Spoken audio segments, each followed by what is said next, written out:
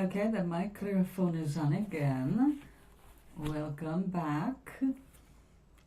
Phone here so I can text to you and read what you're saying on the screen, which is hard to see. Okay, so this is a strange little thing, and that's okay. It's for Halloween. It deserves strange little things.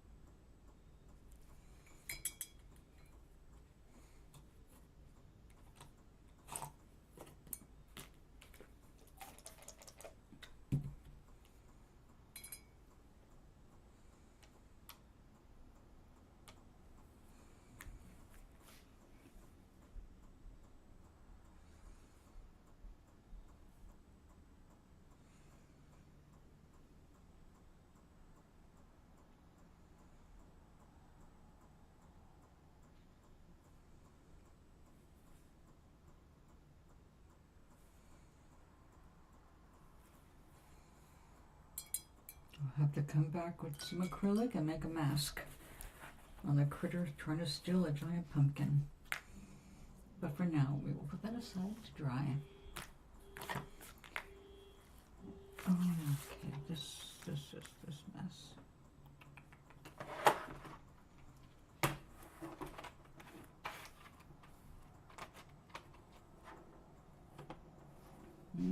Too purpley.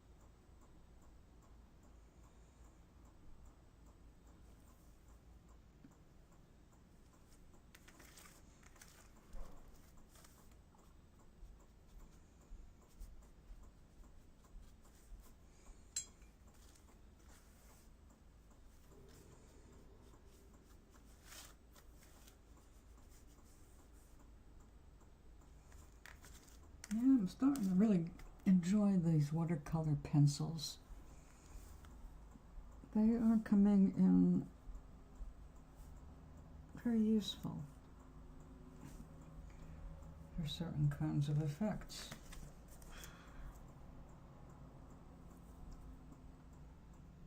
The only watercolor or water-based crayons we had years ago,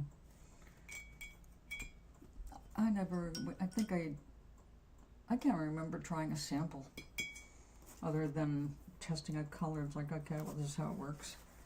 So I knew what I was selling, but we didn't have much demand back there in the 80s for the watercolor pencils.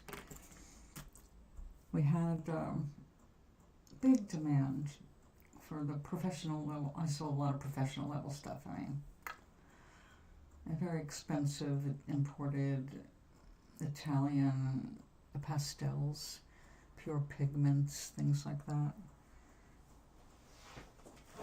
In fact, almost everything had to be imported for the art community.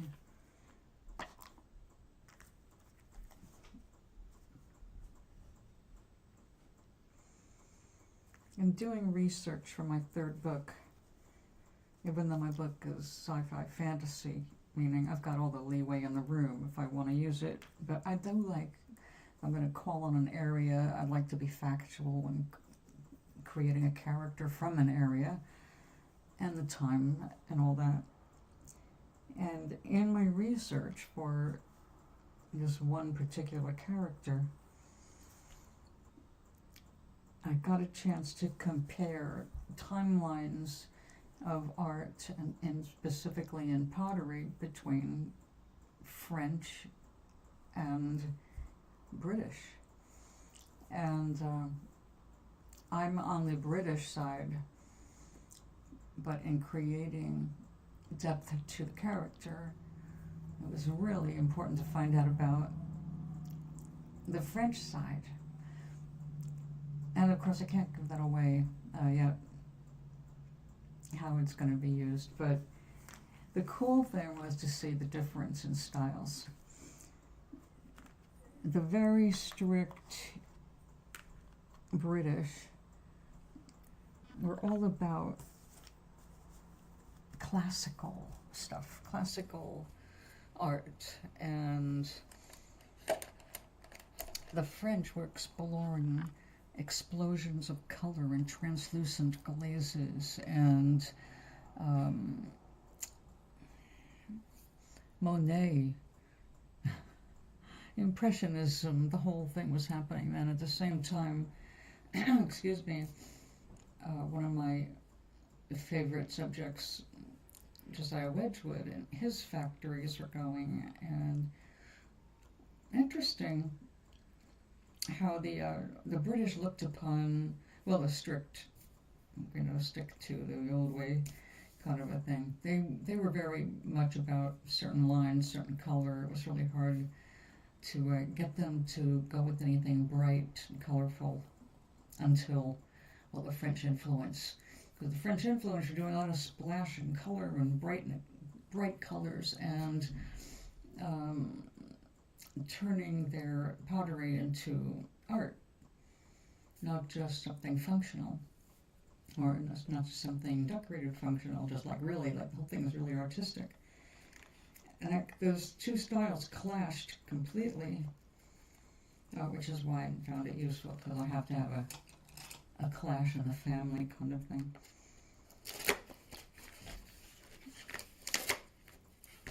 Of course, I have no memory of a life there in those times. But if I did, I can imagine myself being very excited by the potentials being presented in the French sculptural areas, which means, of course, I want to have to do some more research just for fun.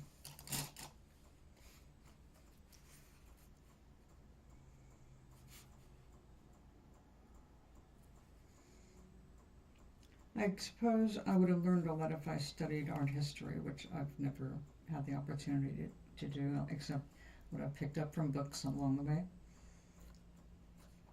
Those were all books on like specific artists and you know, where they landed in a period, who their contemporaries were. So you learn some of that, but you didn't get a whole big picture when you were focused primarily on one artist at a time.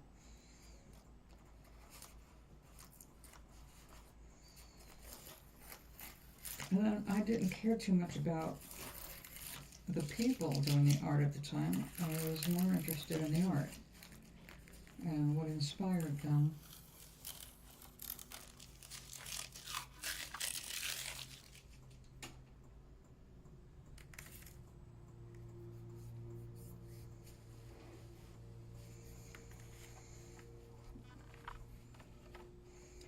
Suppose I could put a third flower in there, but do I really want to?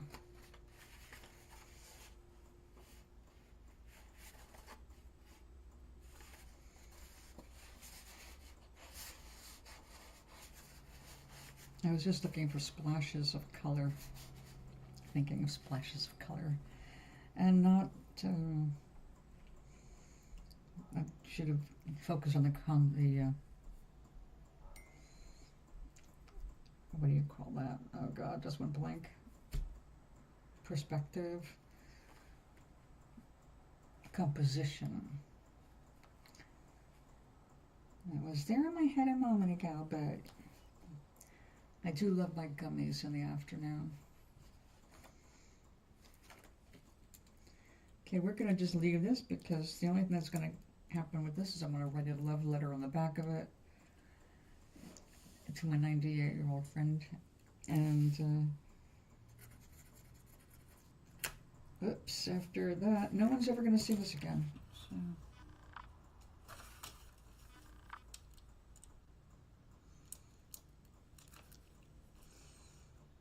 $20, $25, okie dokie.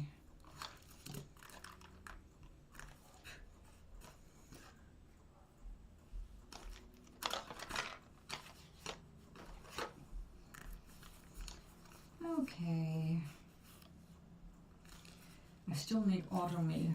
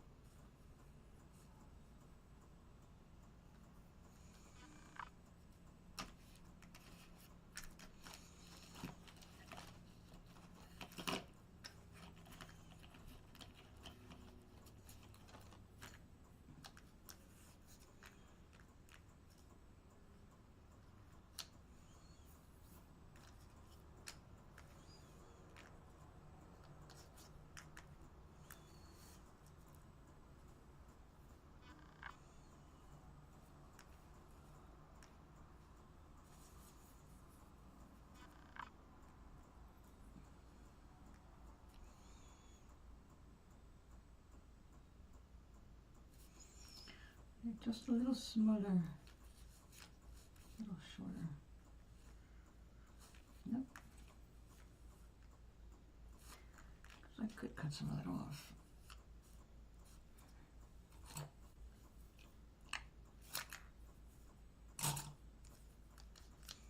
There we go. Let's come up above that. And over here.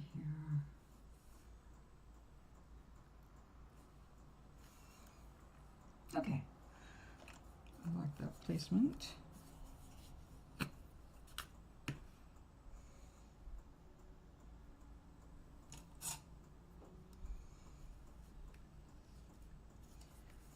It's been glued and then immediately pressed, so the glue makes it really stay, because this is not the strongest glue in the world, but I don't have to worry about it warping the paper too much because it's a quick dry.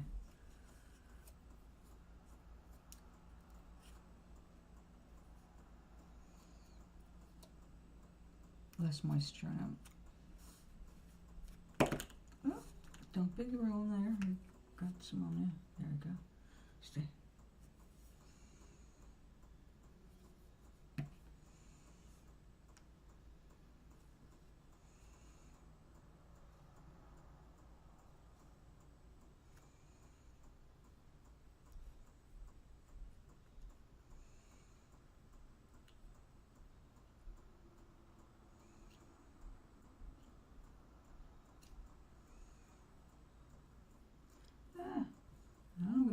wash my hands.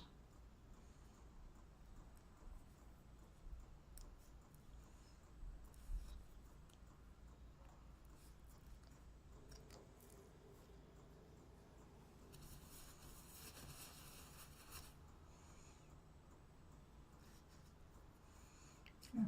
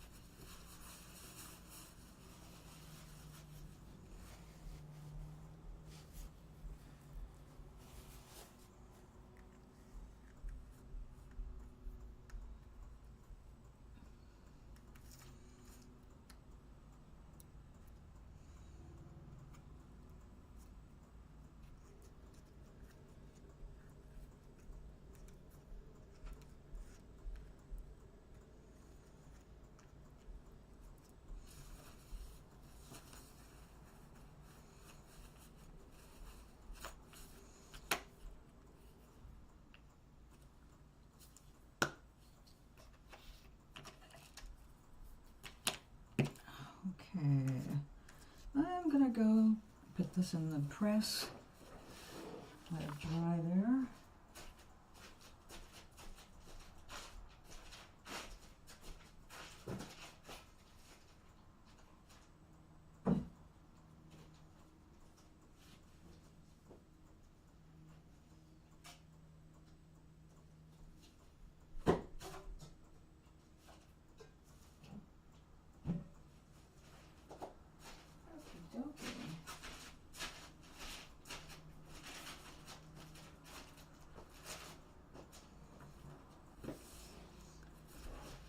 It won't take much to finish those after they're dry.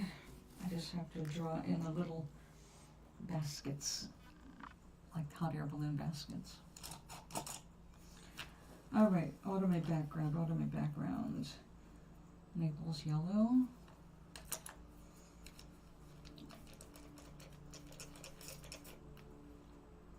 Raw umber. Iron oxide, we don't have over here, do we? Ugh.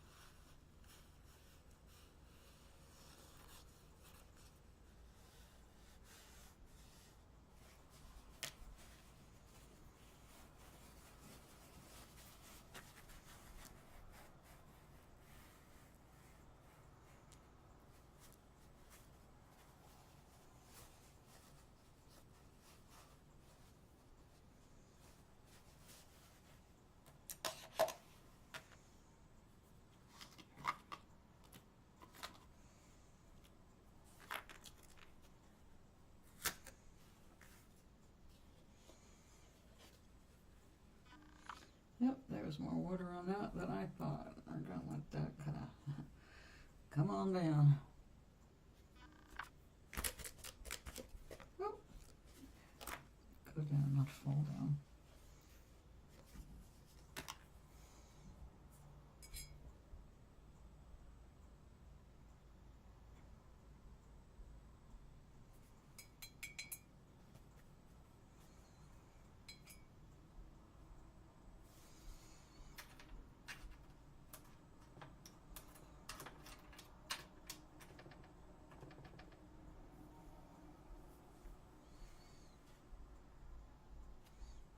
No, that might turn into mud. Cancel that. Just going to use some quinacridone rose. The quinacridone has its own mixing characteristics. Well, they all do. Well, the color should go, and chemically it will not.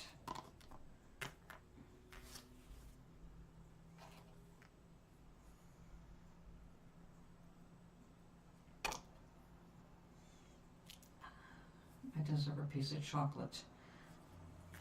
Today has been switch out the laundry from winter laundry to summer laundry. Or rather, we're putting away all the summer laundry and taking out the winter laundry. I should say future laundry. The clothing.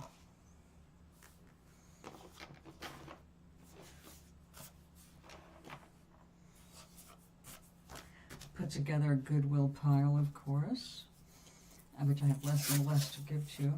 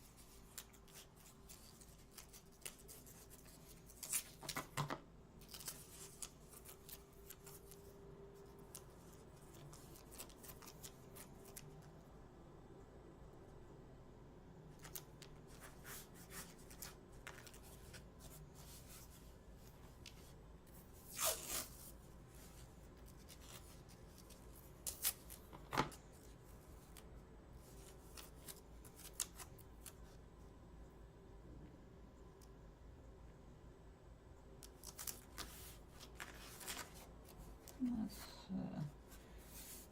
hold you down. So you're going to warp like crazy. The end of a block. Nothing to hold it flat. Alright, I've been using these mostly for my winter holiday cards.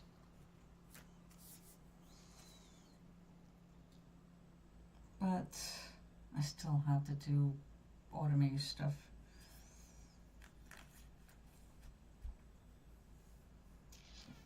Then again, I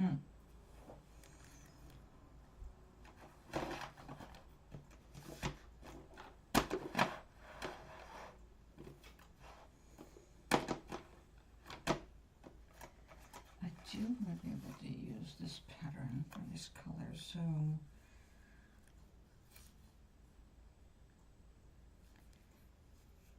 it's definitely that rose, that gold,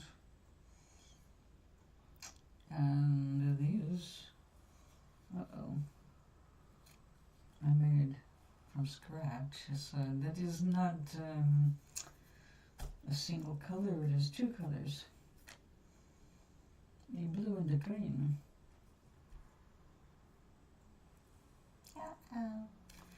Alright, let's get background going. I need some base color.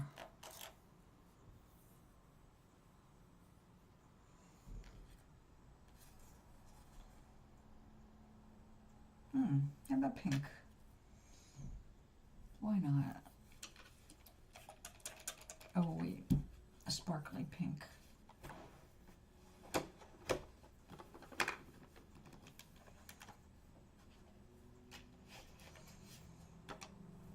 We have sparkly pinks. Put my color chart the right way. Oh la la. That's a rose though. I need a better. Yeah. We'll go with you.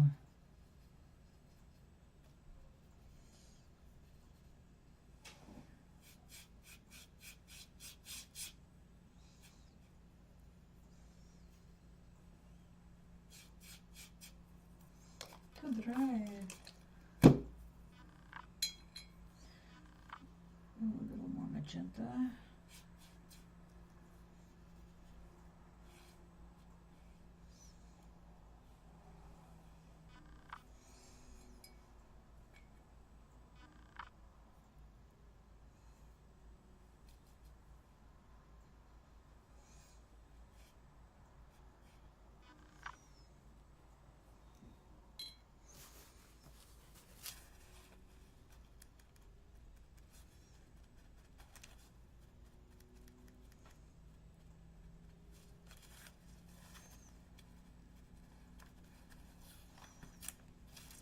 There we go.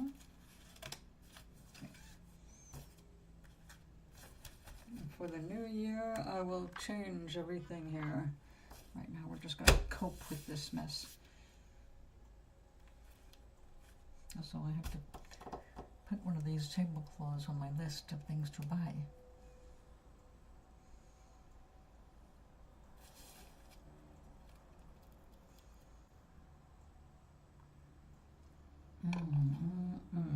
All right, now.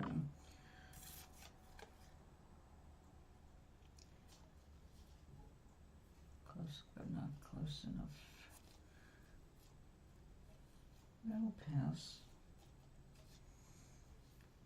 No, it won't. I'm gonna have to make it up.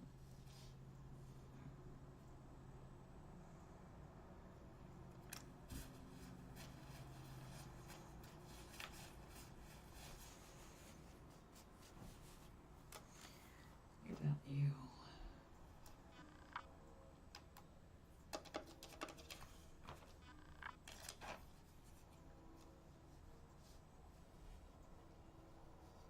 A little risky, but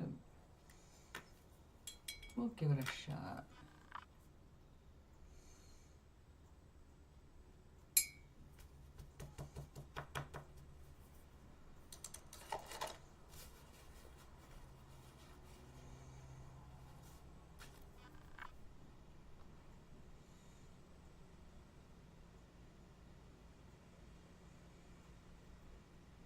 I love these colors.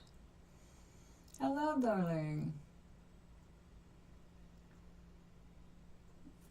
Oh, how come you're not getting notices? You should have gotten a notice when I went live. But hi, Gary. How's your day going?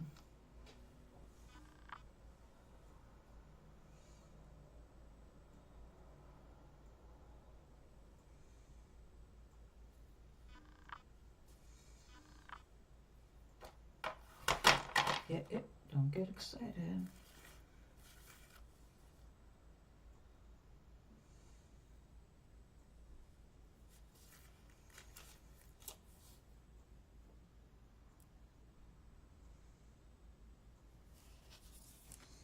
Don't forget to do the thumbs up. I feel like a mannequin when I say that.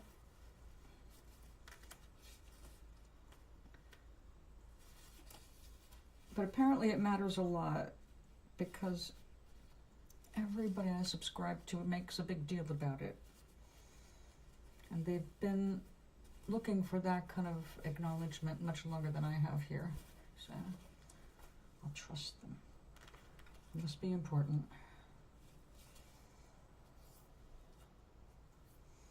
Come here, little tree.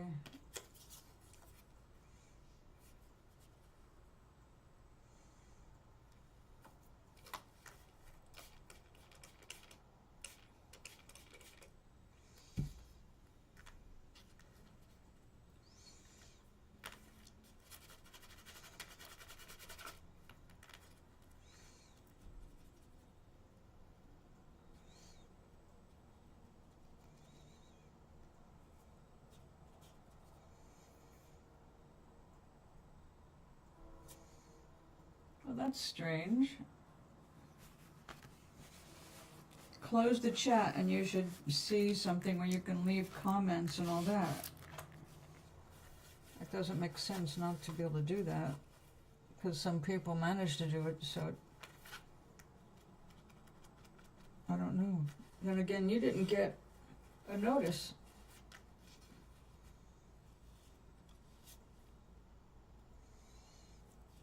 Yeah, you can't leave a comment or anything or a like unless you close the chat first. It's like that on the Kindle now too.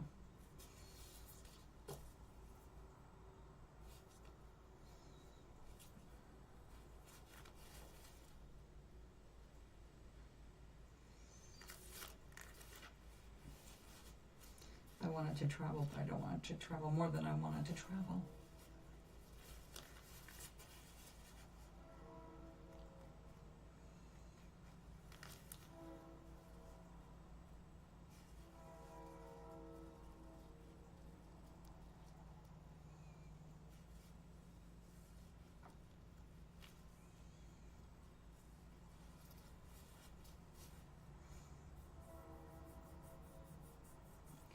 Okay, so how's your day been?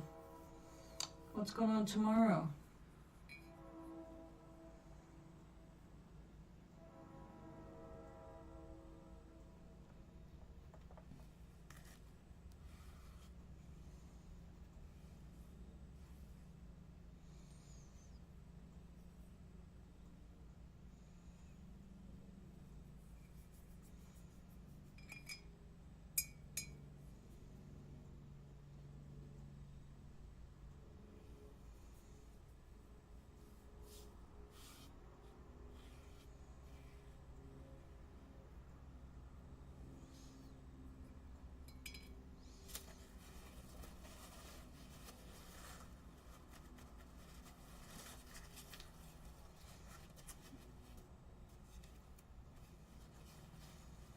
All right, now you have to dry.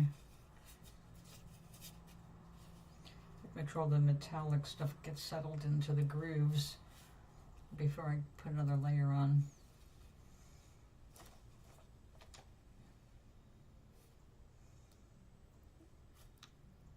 Bingo bash. All right.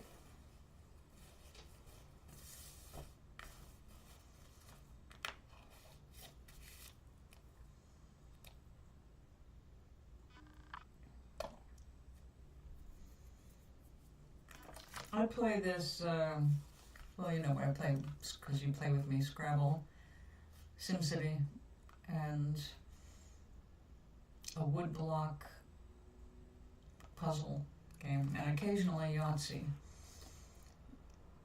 I found that if I play Yahtzee at bedtime, it knocks me out, and I have to go off and go to sleep, so I use it like a sleep inducer.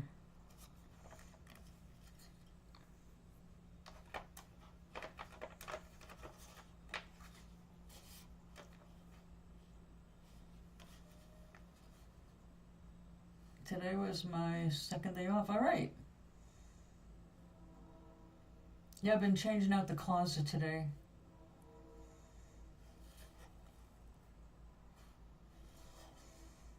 That's nice.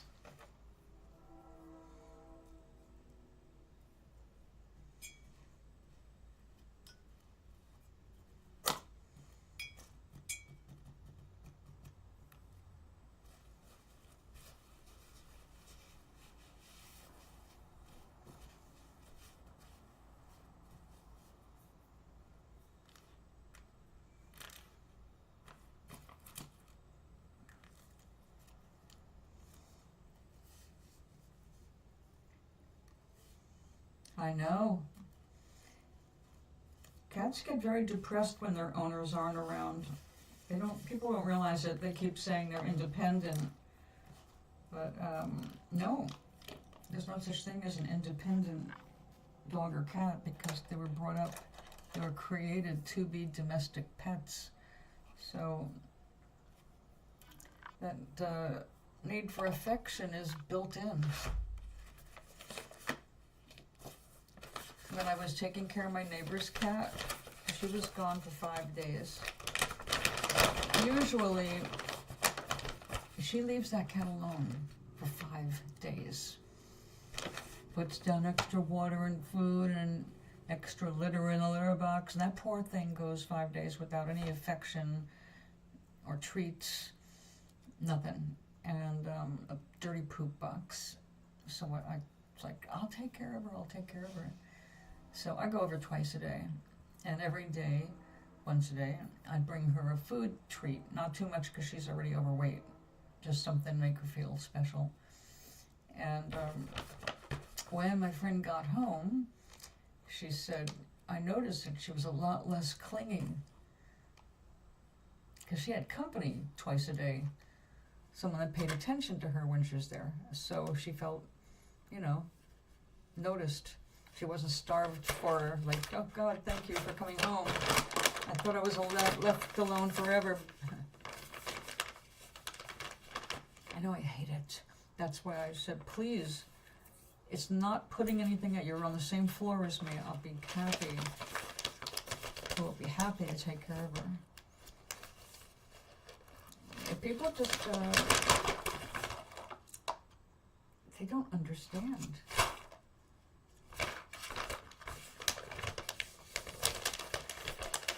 I was hoping that when, that dog that talks, the animals that are using buttons to use English to communicate with their owners. Like on YouTube, there's a channel called Bunny Speaks, and it's the adventures of a dog named Bunny that was trained to use her words in talking to her mom, dad, and even the other dogs in the house. They all have name buttons, and they can choose who they want to play with. They tell them when they're hurting and what hurts. It's like, think about that, like this dog had a stomach ache. The dog had stuff stuck in her paw that wasn't visible, and she kept letting her know, paw, ouch, ouch, ouch, and lifted up the paw. It's like, think of the vet bills that it would save if you can catch a pain in their stomach early, instead of by the time they start getting really, devastated by a disorder or a disease. Oh, they do understand words, but you don't understand their words. The animals are using English to talk to their humans.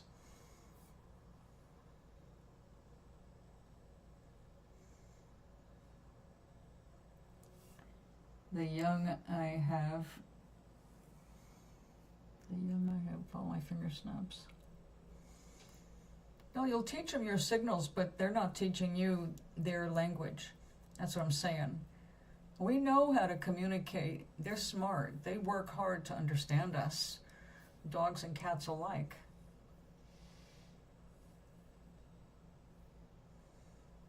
You understand some. But what if it could use buttons to be distinct about things, and let you know something going on before you detect it?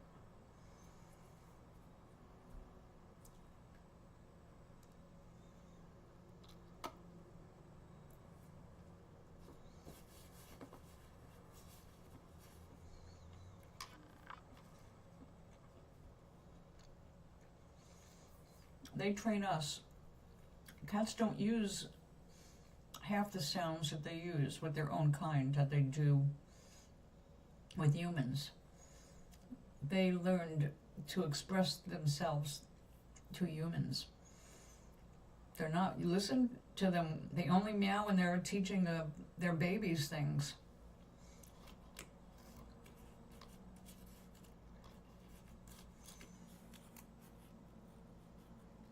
But life's not that what?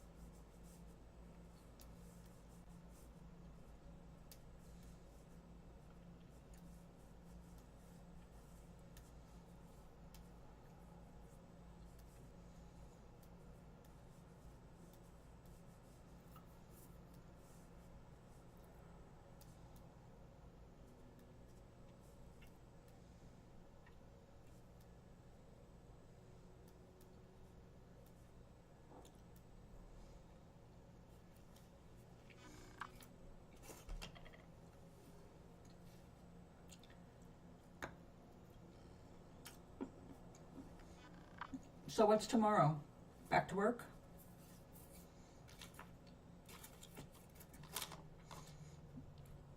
Anything special happening at work?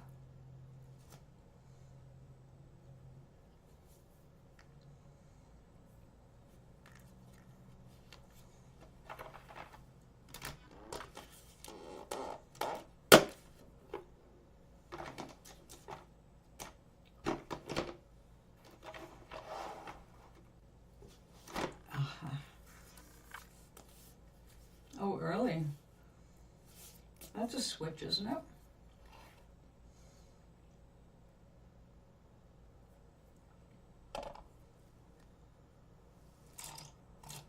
Is that what you wanted?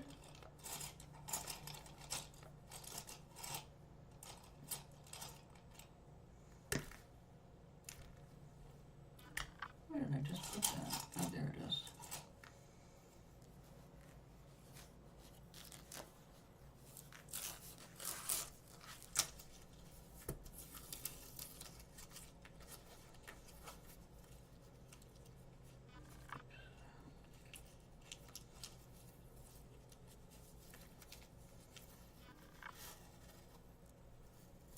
There are toys in long boxes in the way, and I keep saying how we need our tables. Really? The last 2 weeks? I thought you had night shifts.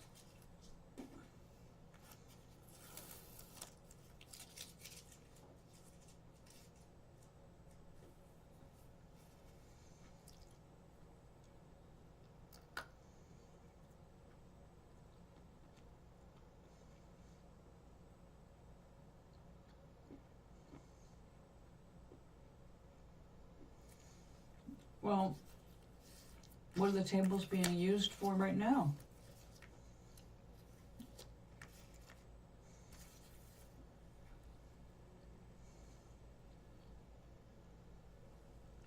Good, speak up.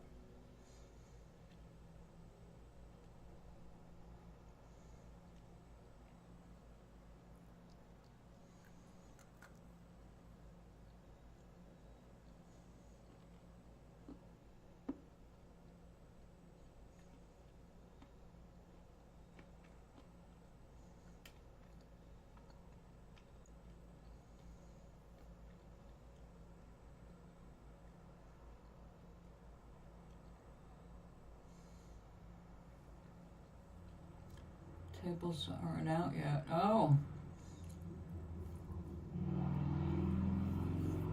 Well, it's not even November yet. Let's get through Halloween.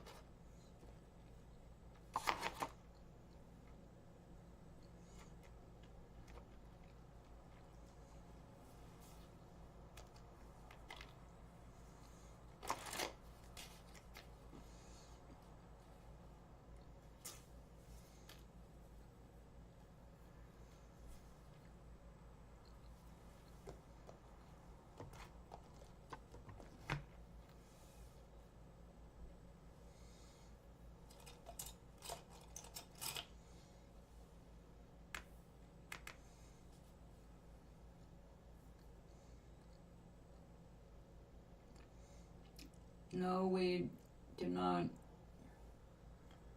have any more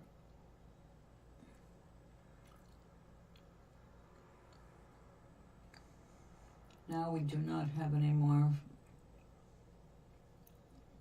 for blankets or toys.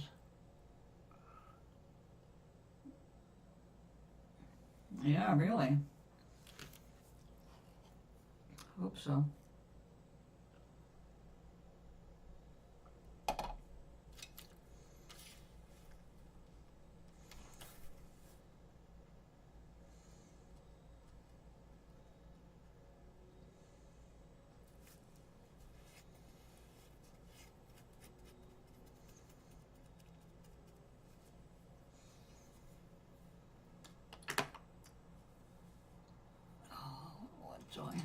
really small.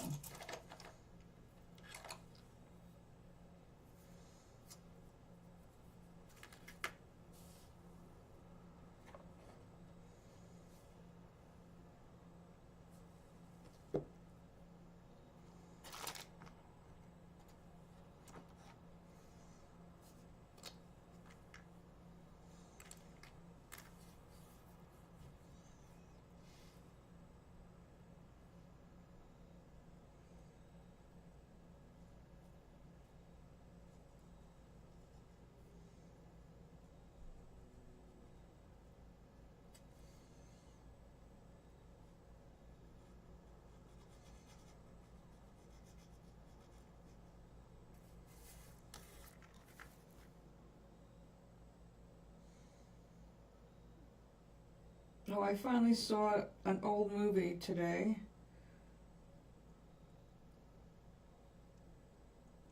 Death Becomes Her.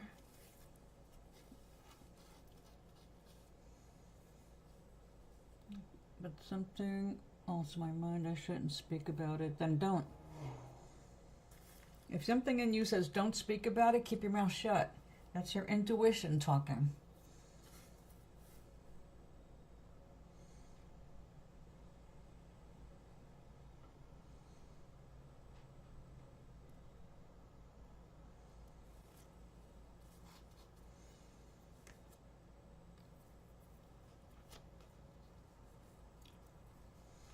Not everything that comes to mind should be expressed out loud unless it's expressed to the correct people.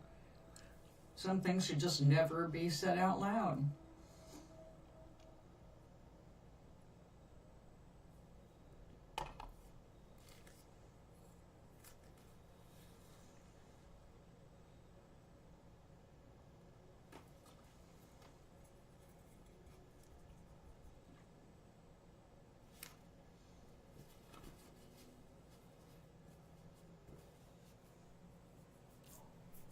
New subject.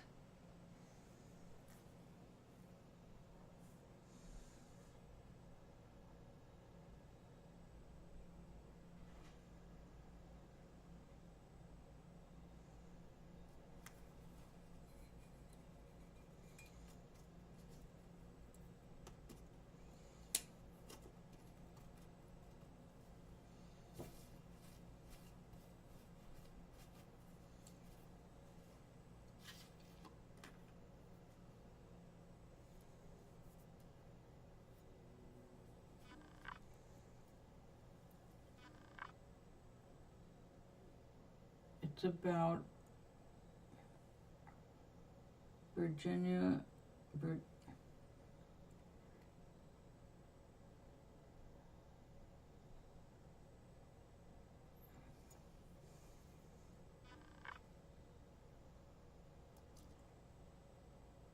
Oh, you mean the destruction of the White House by the treasonous piece of shit?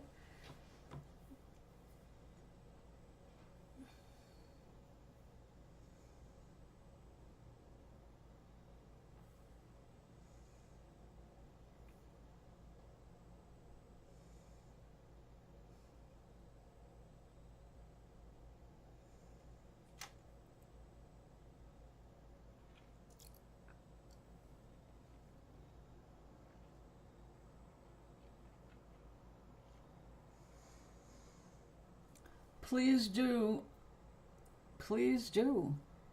call and leave a message for the White House expressing your feelings about it. Write to your senator, write to your Congress people, the Republican ones, because they're the ones that are complicit. Our funds should not be going toward this, and the idea that it was raised through multi-billionaire corporations instead, that's against the people's house. That's 100% not what this country is supposed to be about. It's clearly upside down. Everything he's doing is illegal.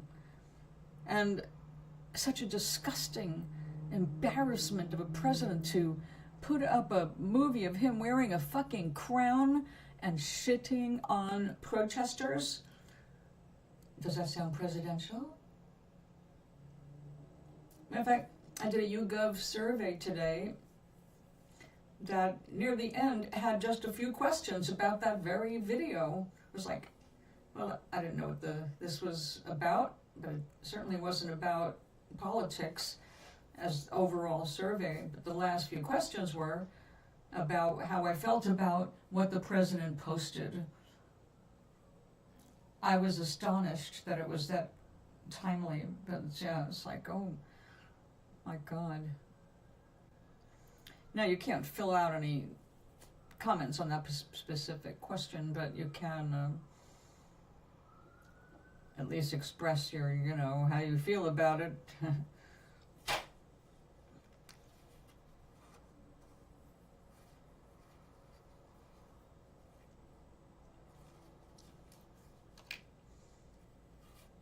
Now that's got to dry before I add the embellishments to make that look more like a mask.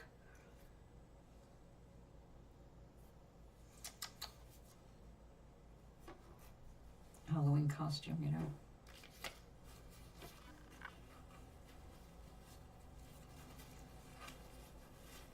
Well, Gary, the only thing that you have to be careful about expressing in this room is stuff of a personal nature. Your feelings about what the piece of shit at the head of the country did to the White House, you could freely express yourself, because it was a horrible, horrible, horrible thing that he did. He totally does not understand that the White House is called the People's House for a reason.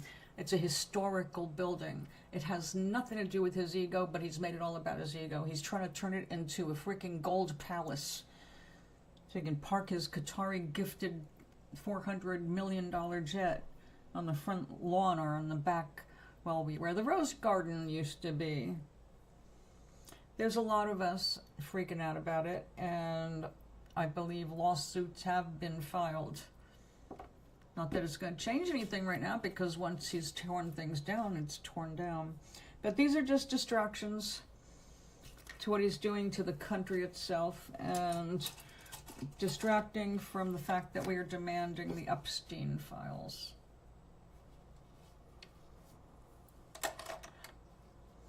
And we will never let that die.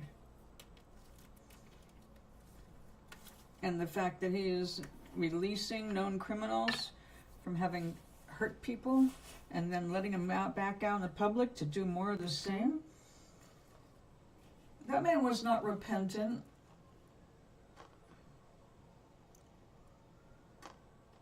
No, there's no rose garden anymore. It's been completely paved over.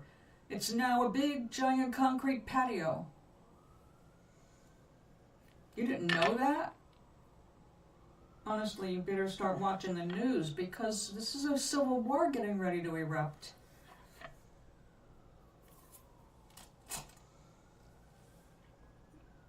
And get ready to buckle down at work, because food stamps will not be out for November. Not unless the government is able to open up before November 1st, and it's not happening. Trump shut the government down for 53 days in his first term. 53 days under Trump the first time. And so he's willing to sacrifice any number of people and any number of jobs. He's willing to sacrifice everything so he doesn't go to jail for what he is and what he has done. And that's that. That's where we're at. They're trying to turn Democrats into terrorists, protesters into terrorists, accusing the left of being extreme, when all the damage is done by extreme far right people. Any search engine will verify that. So that's why we had people who used to be Republican and people who used to actually support Trump. That's why they were marching in the No Kings demonstrations. 7 million people demonstrated on Saturday. I was one of them, proudly, and it was a really good experience. It was good to see so many people in my area coming together against fascism.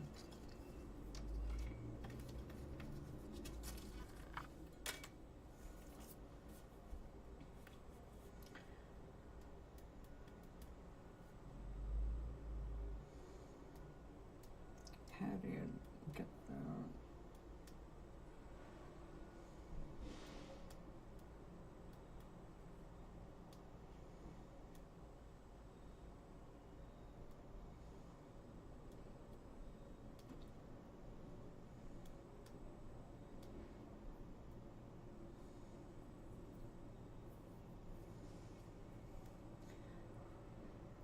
Get your news from people who are actually attending the court sessions and actually reading all of the legal documents, reading the bills, read Project 2025. They know what's coming. They know what's going on. They are part of the people who are helping keep democracy alive. So check them out here on YouTube. When you need to know what's going on, anybody in their network is going to have something that is actually researched and fact-checked. That is the difference. So you're not going to find Fox News kinds of stuff on the Midas Touch Network. They won't even accept advertisers that are supporting fascism.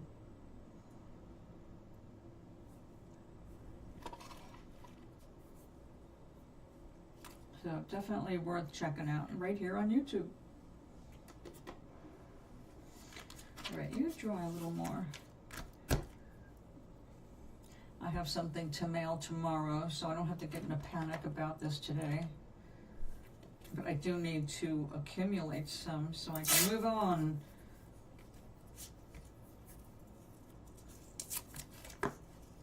I wrote 15 pages of research notes for Namaris 3 yesterday morning.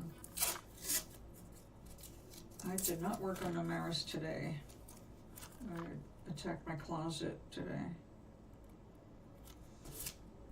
Pack up this clean summer and take out the clean winter. Boy, do I have ironing to do. My entire change of season wardrobe fits in one white trash bag.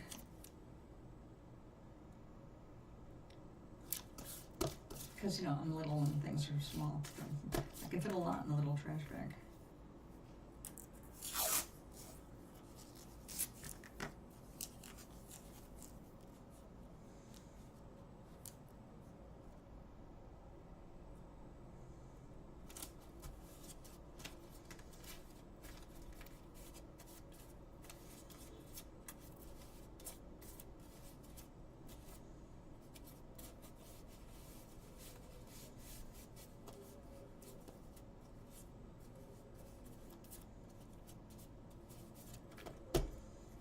All right. God, I've got to find the right, I need some thinner, more narrow tape for the small things.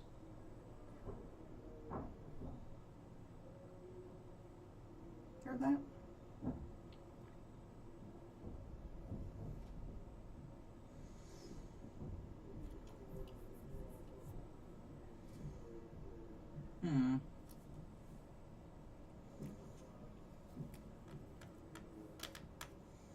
Let's do, no, I still need more autumn. Get this done. Right now I'm moved more by the pinks and the blues. And the colors of autumn are not doing my, no, I've got an apartment building and I'm on the top floor. And right next to me is the stairwell.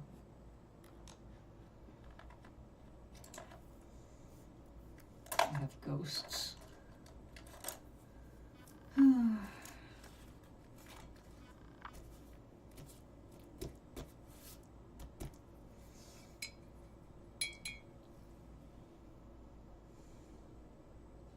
Maybe a little brighter.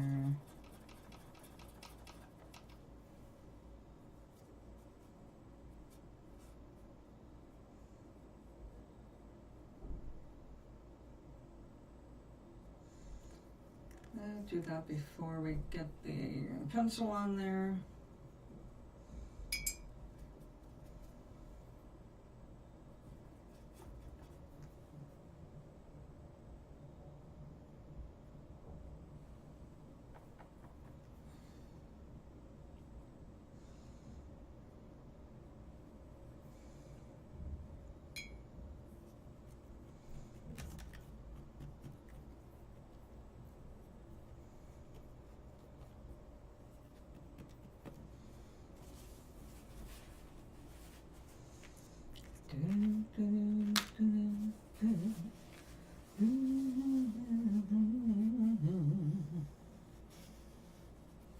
Taylor Swift on the mind.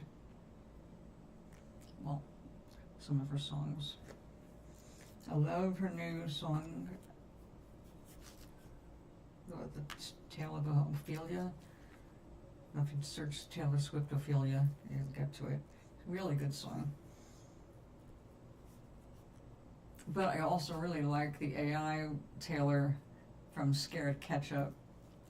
They did such a good job. And I guess she's okay with it because she hasn't asked them to take it down.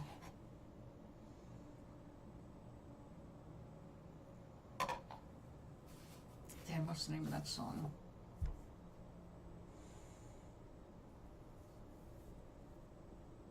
Release the Files. That's it. AI Taylor Swift, Release the Files. It's a very cathartic thing to watch. Because, you know, in fairy tale fashion, all the bad guys get it, which is cathartic. Oh, I know. It's like that for anything on repeat. Now, when I'm really into a song and it grabs me, I wear it out. But that's just by myself. I don't subject anybody else to it. But then I make playlists. Or I rather actually, the algorithm has been making my playlists lately. And I just remove the ones I don't want to hear. But they're all like that. Anything that they're overdoing on the radio is just annoying. Makes you sick of songs.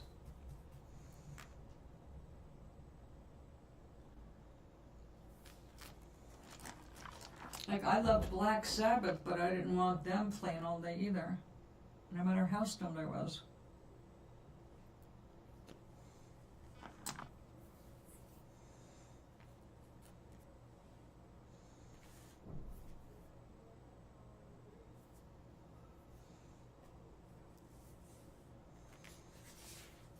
I think we're going to make a nice bright blue background when that's completely dry.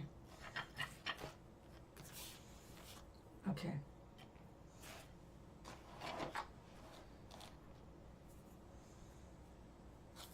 Let me go set that on the...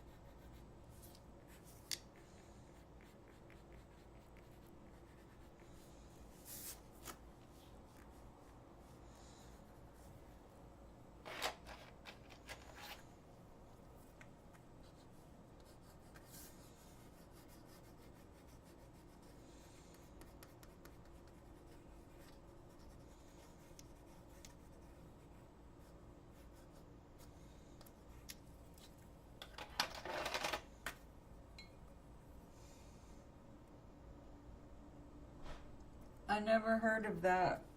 I'm not familiar with all her work. I've just got a very small handful of songs I've heard of hers that I really like. And in fact, the first song that made me like her was Shake It Off. When I watched that video, it's like, oh my God, she's got such a great sense of humor. I love it.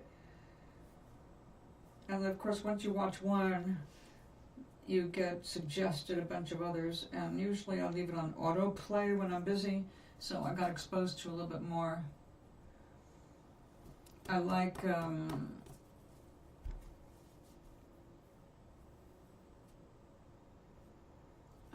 damn it, I can't remember the name of it now.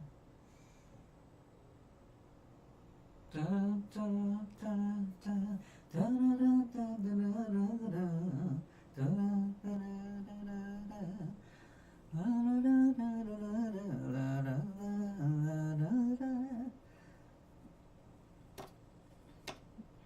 I'll write your name. I don't remember the name of it, but you know what what song I'm talking about. That was a kind of insane video.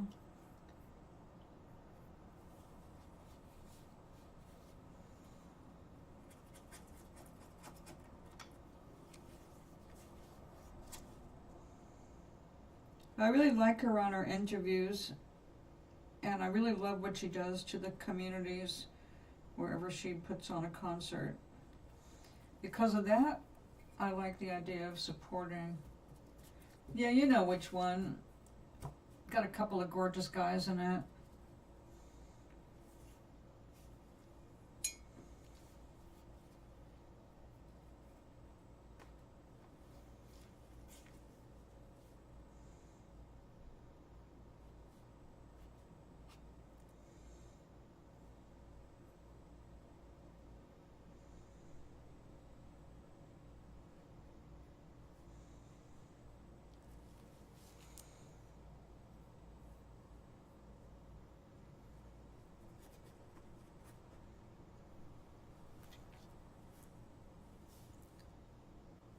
Oh, I am not sure. I must have seen it. It sounds familiar.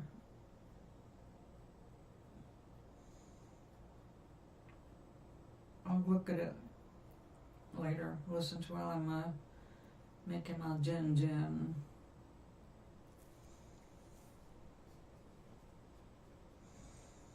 And I am so glad that I got, even though it's not my favorite air fryer, it does have a dehydration setting. It's like I bought a package of mushrooms, and I made some chicken with mushrooms and white wine, garlic, onion, all that stuff.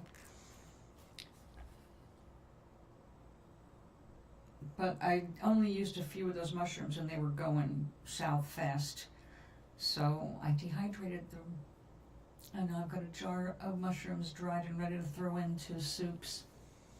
Like, all right, I'm collecting dried stuff for soups. As a matter of fact, I just ordered, I had some money I needed to use up in my medical account of all things. I just bought a can of dehydrated diced carrots. So during the winter, if I can't get a hold of fresh carrots, I got something to throw into my soups.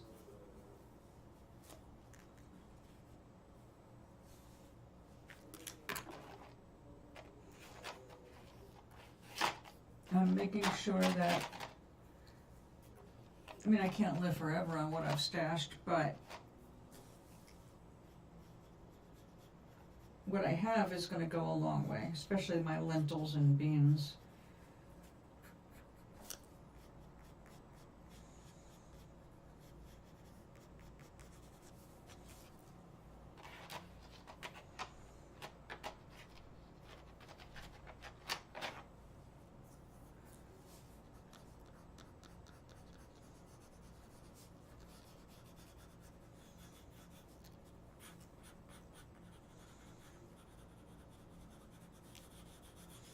This is not leaving a whole lot of pigment. Yeah, they do. Still took hours, and then you've got to let them sit for an hour and let them cool down, make sure they don't have any moisture in them, and then I usually pop them back on for half an hour or so. Excuse me. I got a message here. Maui. Maui has me enrolled in a space program where I don't want to be. Oh. Oh, are you getting rain? No, just some clouds. Oh, he's got a weather app that gives him snarky comments. I should get that one. Because it says 71, feels like 72, and the White House literally being torn down is quite the metaphor for America right now. Man, you ain't kidding. Celestial Explorer. He's got me in a space outfit. He's so good. I don't want to go to outer space, Maui. Oh, but this kicks ass.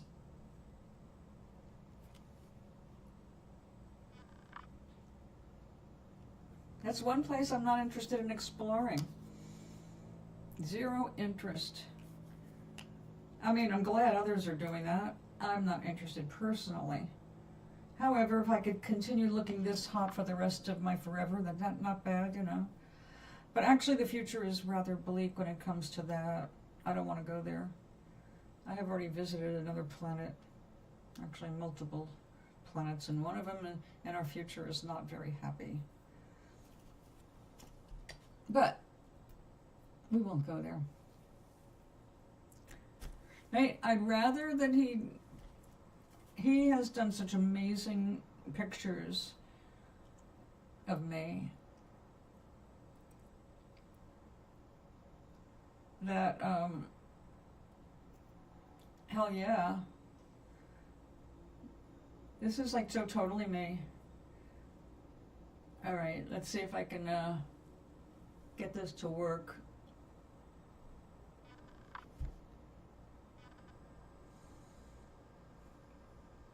With my woofs. I love my woofs. I mean, he's got me animated and everything. And here I am with one of my other woofs. Actually, two panthers. All right. Sorry, I got my other video. Thank you, Maui. You make me feel brand new. 38 forever. I was tempted to send one of these to my ex-husband, but that would not be fair.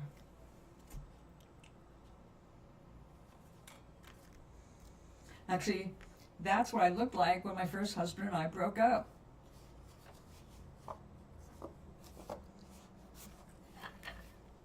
He is so cool. He just told me about the train that they finished in California, and I said, send me some pictures, and he sent me 2 videos, one of it going by in the daylight and one in the night at a stop, a train stop, and he's sitting there in traffic with all the red lights and the train goes by. It's like, yeah, Tommy, thanks. And then today he sent me a couple of Wikipedia things on the one line, A line. It's like, yeah, if I lived in Southern California, I would be really, really happy about this. Now, we used to have the train stop in my town, but the nearest stop is, what is the nearest stop? New London, Connecticut. So I would have to, if I want to go anywhere on the train, I have to first get a ride to New London, which is a little bit of a hop, and too expensive by Uber or Lyft. I think it's like $35 to get to the train. It costs $35 to take the train to New York. I'd rather just take trains. But anyway, California has a wonderful train system that is growing, and I'm really happy for them. Where did I put that damn brush? There it is, okay.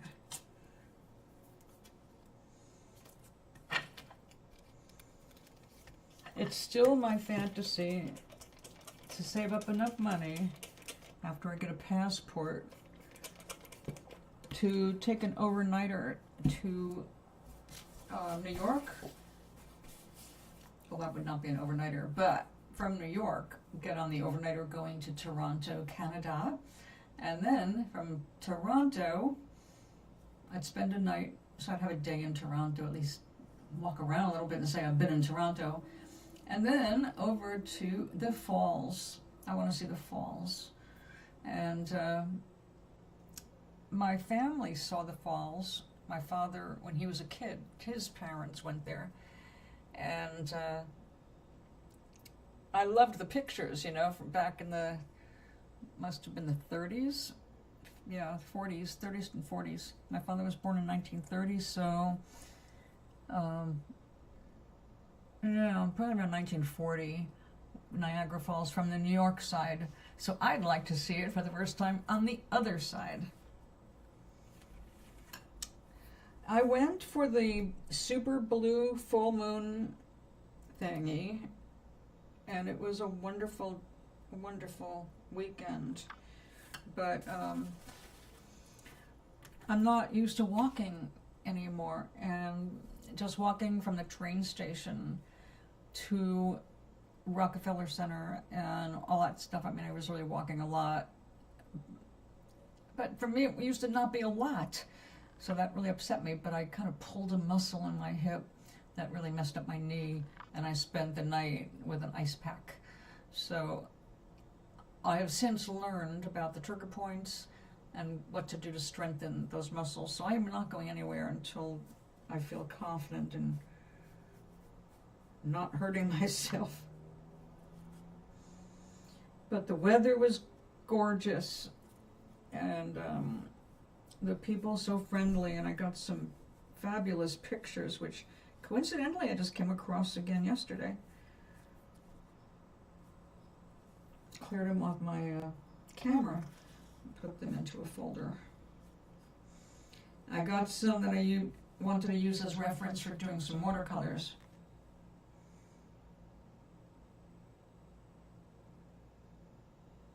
Oh, that's sad.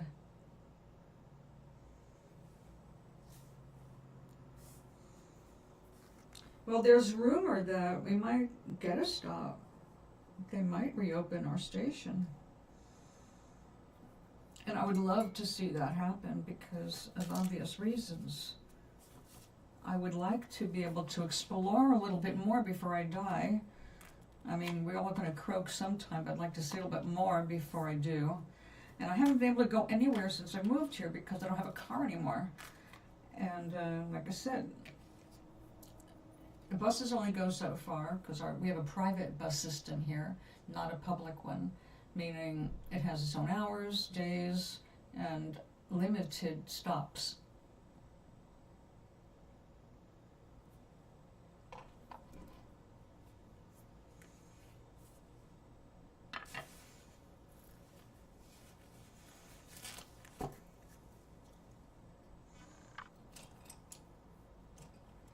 And one of the things another thing I always wanted to do was take a train ride up the coast for the change of seasons.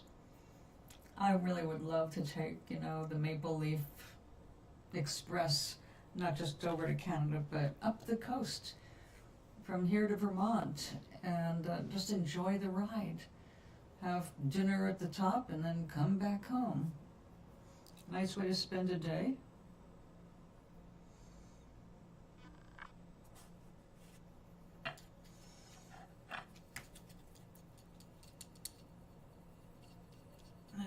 I added gum arabic to this, but it's still grainy. It really takes a bit to break it back down.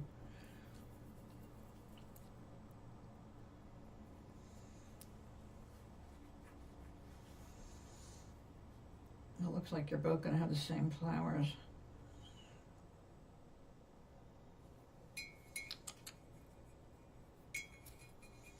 One of the things that we have in our area is this gorgeous old building. It's a triangle one. And I think it's kind of copycatting the Flatiron building in New York City, which is, of course, a very famous building.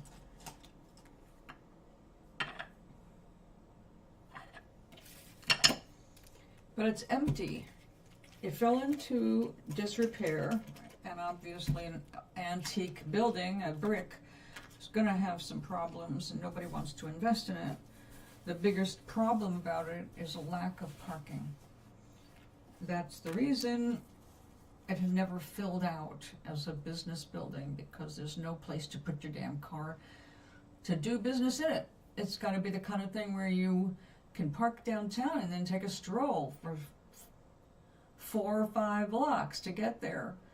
And it's a shame because it's right across from the marina, but they built up the roads between that building and the marina, so there's no more place to like just pull over and park and then go back to that building. It's just a very hazardous road, fast moving traffic and buses. So it's just, they really ruined it for that building. But every time I go by, it's like, there's got to be something they can do with this. There's got to be something. If I can think of something, I can attract it. But I can't think of anything. Every time I turn around, there's a rumor of, oh, so-and-so has been talking about buying that, and someone put a bid in, and we never hear about it again.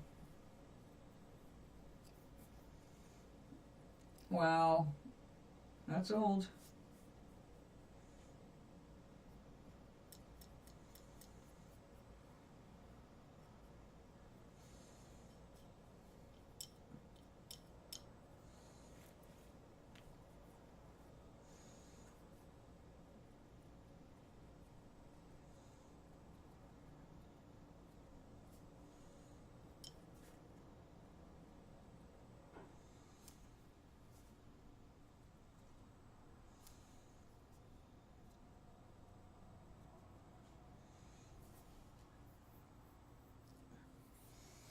I think we need to go with a pink for you guys.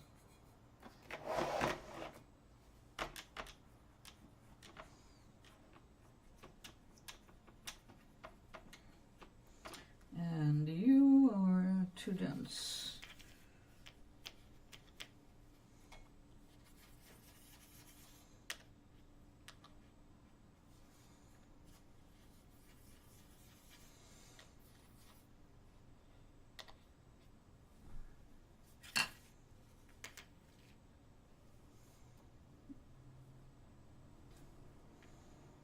Nothing exciting.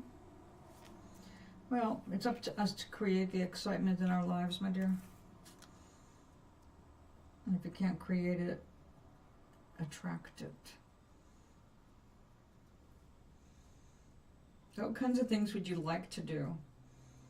If you were rebuilding the town in a way that would make you happy, don't worry about what's there, who's there. Just imagine, what would that look like? Like, I would love to live in a place that had a really nice walkable area, you know, where you can walk up and down several streets, feel comfortable, relaxed, not a bunch of racing cars, and little shops, all kinds of little shops.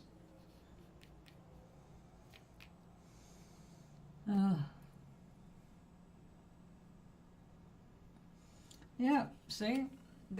That's what they did here. The problem is that instead of making it more attractive to businesses, they've more been running away. Now they're just trying to attract the rich businesses. I don't know what they're promising them, but I think what they're hoping to do is turn our waterfront into expensive apartments, which is what we're objecting to. It's like, we don't want gentrification that makes the area more expensive. We're trying to get the prices down. Trying to end the homeless problem. So why are you making things that only rich people can afford? So we have work to do. But see, I lived here 40 years ago. And when I came back, it was worse than actually, it wasn't. When I first came back, it was on the heels of COVID. We were in lockdown when I first came back, so I didn't expect to see a whole bunch of stuff anyway. But when I finally did get out, it was as disappointing as it was 45 years ago. The first year of recovery, the town invested in a lot of artists, and we opened 3 galleries, 3 private art galleries downtown in a perfect place for that kind of a thing. All went under in a year. Everything closed. Our downtown has only had like half a dozen things that have stayed there for more than 10 years.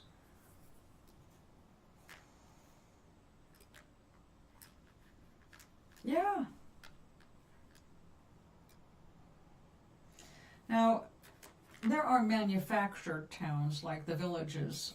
The Villages in Florida was made specifically to become a Republican voting bloc. 2 Republican partners tried first with a trailer park, which failed. They went bankrupt. But then they found the idea of the Villages, a retirement village that would be as completely Republican influenced as possible. That was the original aim. And in fact, the Villages only have a Republican newspaper that only reflects the Republican views. I know because my parents were Democrats living in the Villages, and when I went to visit there, I got to see how all the 5 segments lived.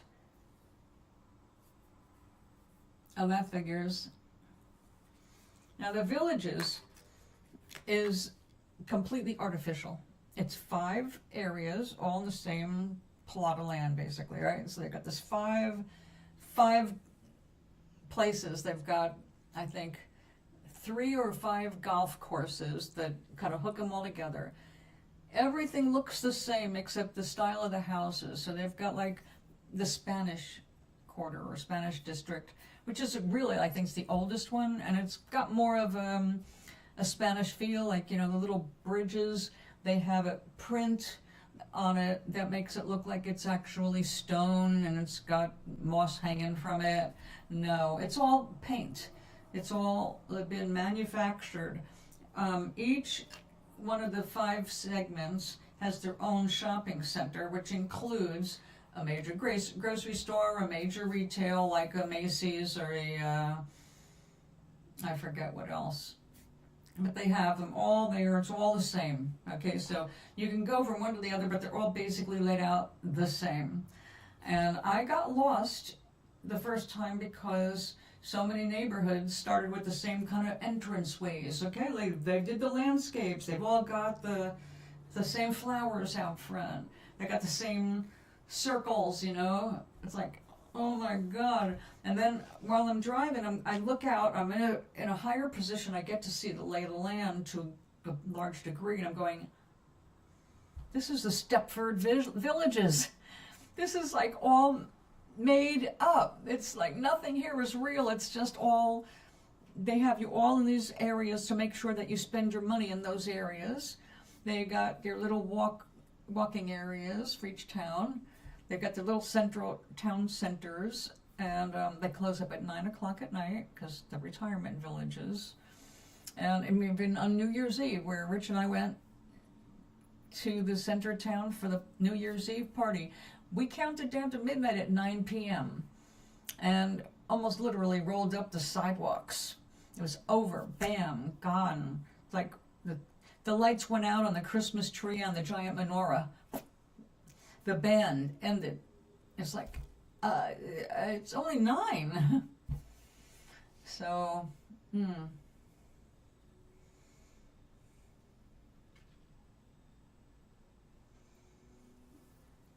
Oh.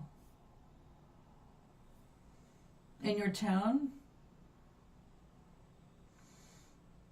Yeah, they do. They make all that stuff up, exactly.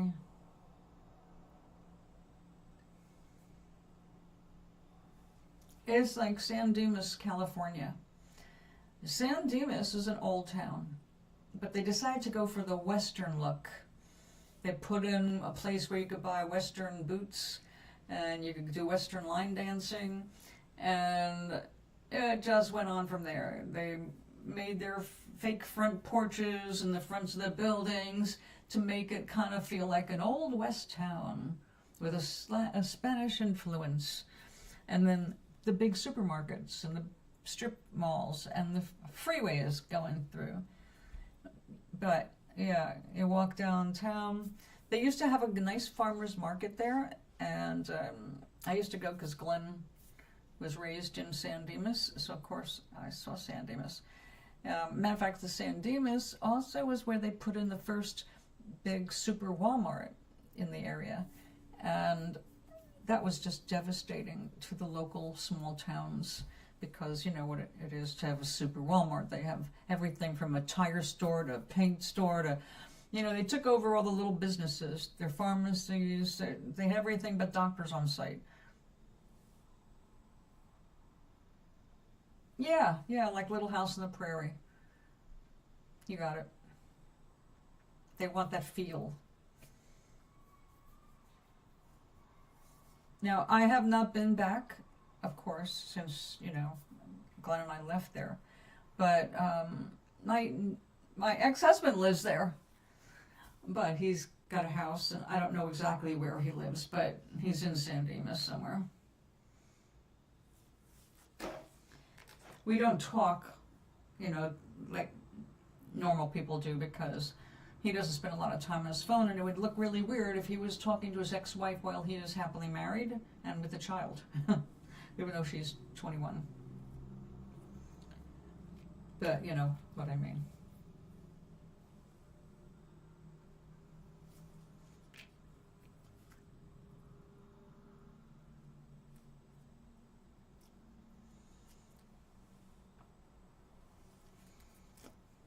I'll have to look it up. It's, I'm sure, quite different.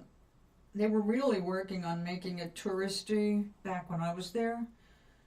But, you know, it's been, oh my God, it's been a very long time. I left in 93, I think. Yeah, I moved away from California in 93. Moved to North Carolina on the farm. So, yeah, I'll have to go back on Google and take a look at San Dimas.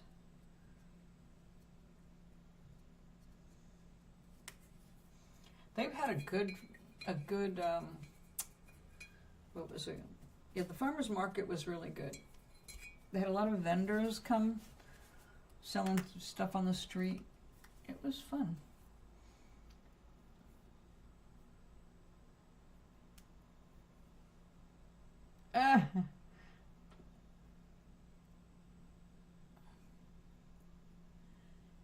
Oh God, I gotta see that. He just sent me. I'm not. Oh, evil, I love it.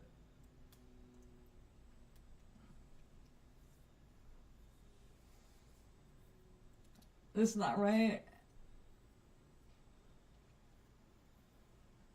I don't know, I don't think.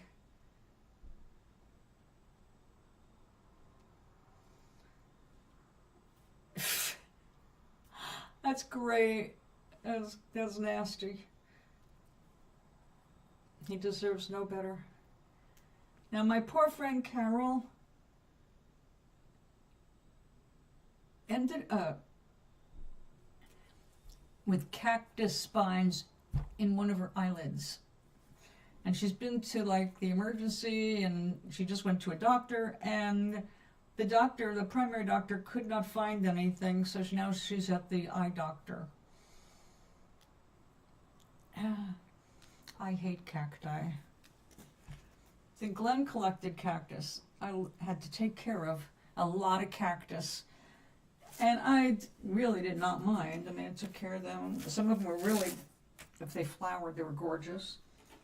But there was one small cactus that all you had to do was look at it, it seemed, and you would end up with those nasty little barbs in your hand or wherever. I was so careful not to touch it, and yet at least 2 times a year I would end up with some of those little suckers. I'd have to be searching there with my nearsighted, where are you, you bastard? You could feel it, but you couldn't find it. So she does not have a clue how she ended up with a bunch of them on her eyelids. Like, oh Lord. Well, I'd be looking all over my property to see where I could have gotten that, because no thank you. I would be taking that sucker down. But she is in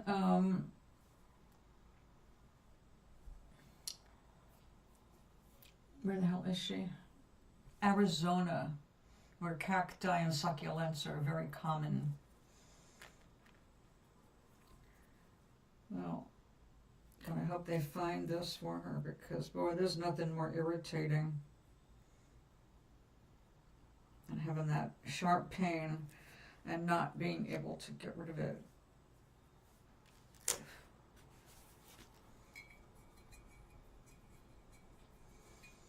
Yeah, I do not like cactus. I mean, some of them, like if you see the giant barbs, that's not a problem. They're easy to avoid, or if you get stuck by them, you bleed, you know what happened. But it's the little ones, they're like little hairs. Don't ever buy them. They'll make your life hell.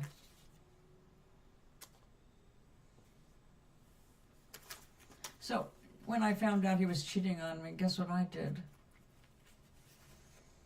Don't get mad, get even. And get rid of cactus. A lot of cactus went flying off my back deck that day.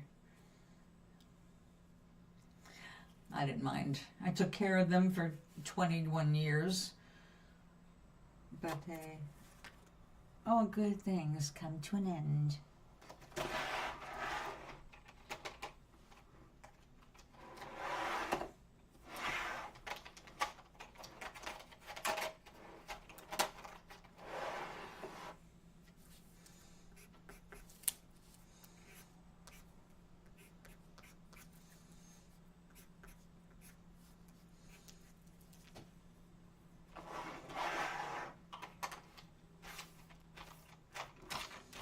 Well, my friend is a wildlife expert.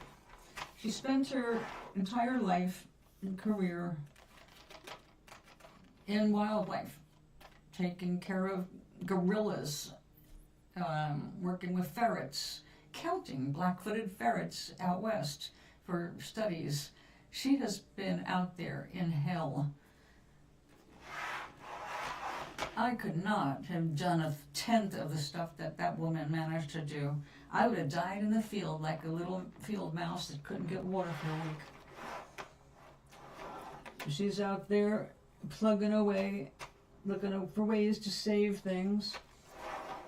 And the lake that she lives on apparently just had the nightmare news of, what's that avian disease that's killing the birds?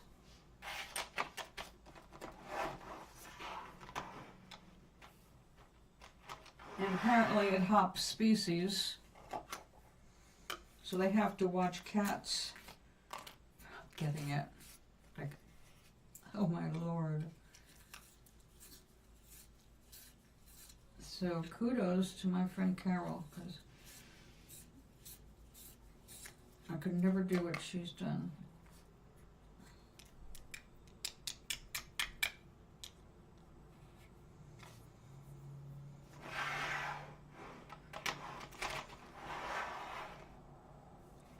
Okay, let me just get this out of the way.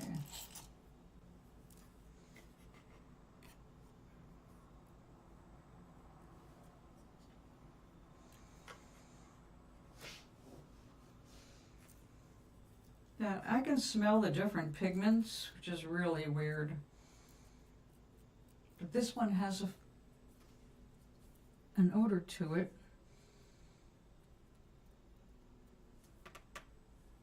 I know not why. It's not moldy.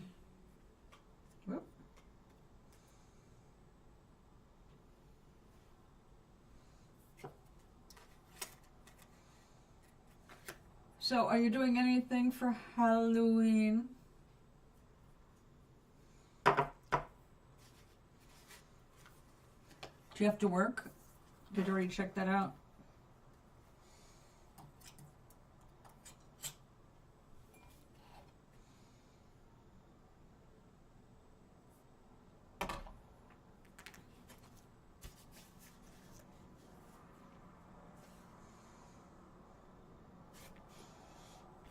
Nope, not that.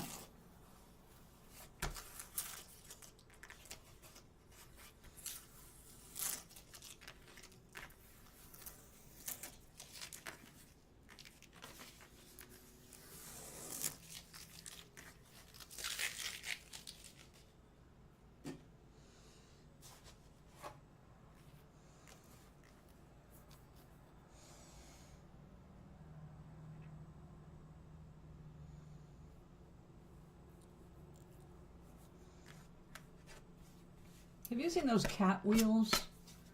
Cats to exercise indoors. They look like they are having so much fun. Oh, wow. That's great.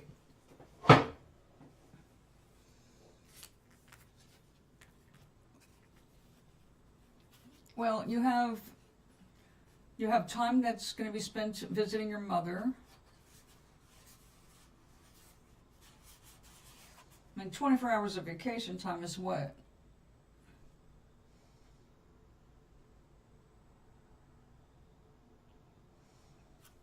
Three days?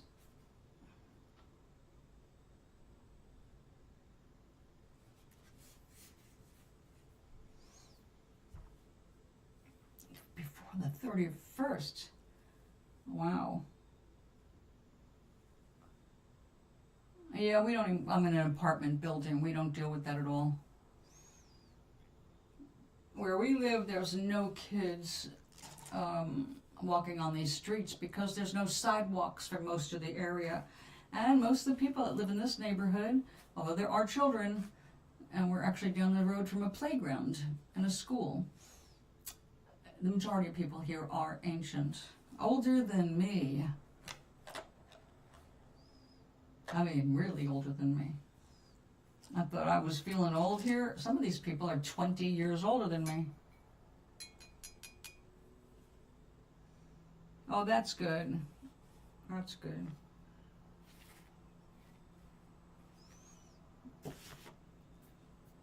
Oh, let's go wild here.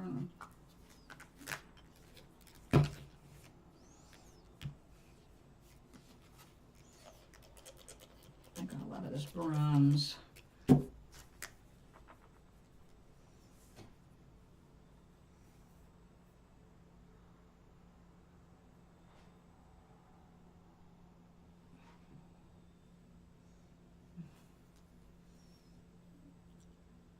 Ours is next to a liquor store.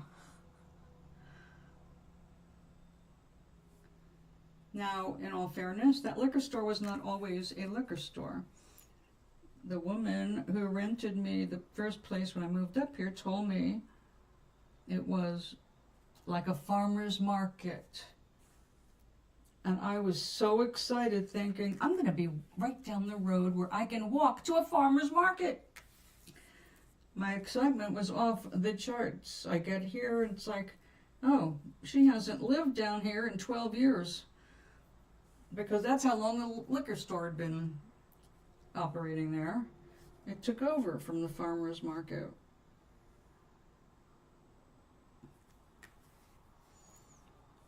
So, for one who does not drink, that was less than exciting.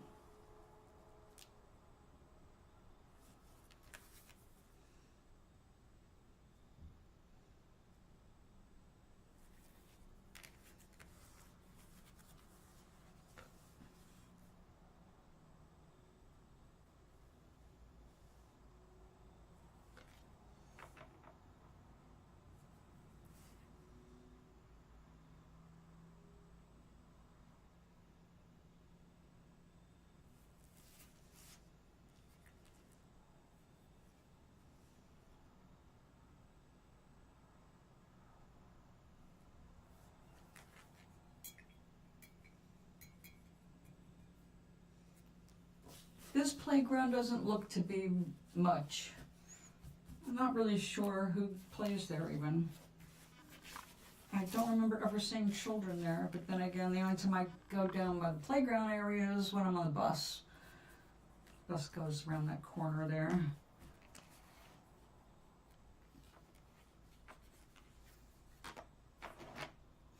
Now, I am thinking of going to the liquor store, actually, because I need a can of beer for a recipe I want to try. And I don't know what it's going to cost, but I'd like to get another bottle of white wine for cooking. And I found it's a Pinot Grigio, something like that. It was the first I'd ever heard of that kind of wine, but it's delicious and it works really good for marinating and cooking. So I'd really like to get another bottle of that. 2 gas stations, a library, post office, and a dollar store, and a furniture factory, and a fertilizer plant. A boiler plant. I have a Coke set aside for that very purpose. But I want to use the beer one because the beer one, I can make a soft batter that you don't need. You just mix it really fast and you pile it into your pie plate. And it's the kind of thing that's mostly crust, so it's good if you're making a stew or a thick soup. Good for scooping, dipping. And that's it, because I don't sit and eat bread anymore. That's why I stopped baking it. But that lentil bread that I made, the flat bread, oh my God, that was so good. I whipped it up a couple of times. I definitely want to make that again. 1 cup of lentils went so far. And when I made it into that other stuff, the pancakes the next day with sauteed vegetables, it was out of this world. And so satisfying, and my stomach loved it, which is like, all right. I like when my stomach loves it. Manganese, ultramarine. I like the ultramarine, but oh no, cerulean might do me better. Come here, cerulean. I want this to be a really vivid color.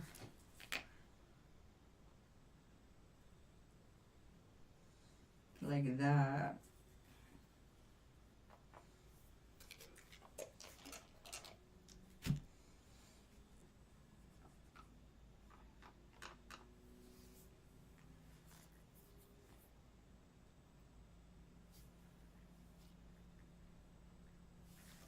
Wow.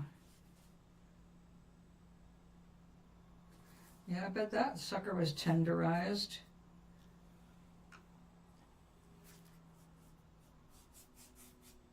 There is an actual stand that you put your chicken on, or Cornish hens. Actually, it stands for my Cornish hens. And you put the can of beer on the bottom. Basically steams it.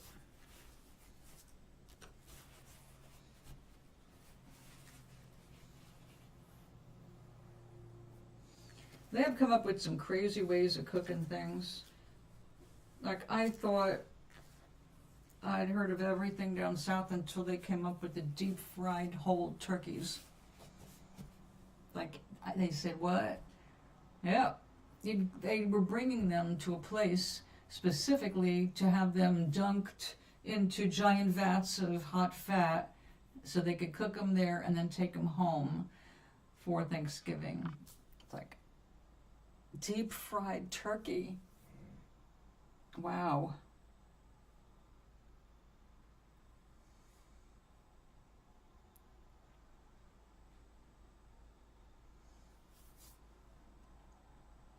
Well, I went and got myself a big chicken, and I cut it up so I can make, well, I had the 2 legs. I like the thigh with the leg on it as one meal.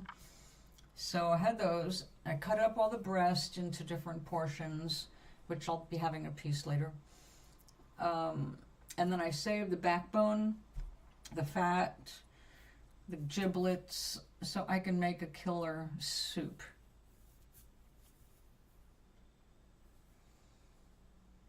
I know, that's just so bad for the health. Yeah, no kidding. Air frying just kills your liver. The liver does not like fried foods.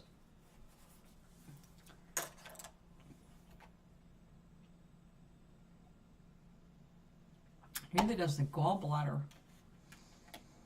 You know, I'm really fortunate because my father lost his gallbladder when he was 31. My mother lost her gallbladder when she was in her late 60s, I think. And then she got pancreatic cancer in her 70s and beat that. She lived to be 89 years old, and she died from the side effects of dementia, which is, you know, the brain becoming a fossil.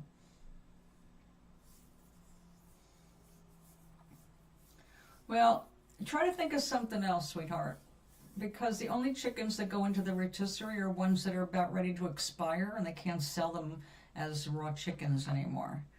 And that's why they're soaked in brine, and they're so juicy because of all the stuff that they add to it.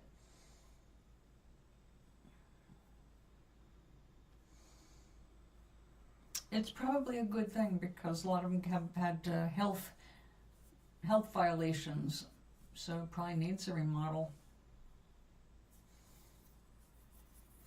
It's cheaper and better if you just buy your own chicken and roast it.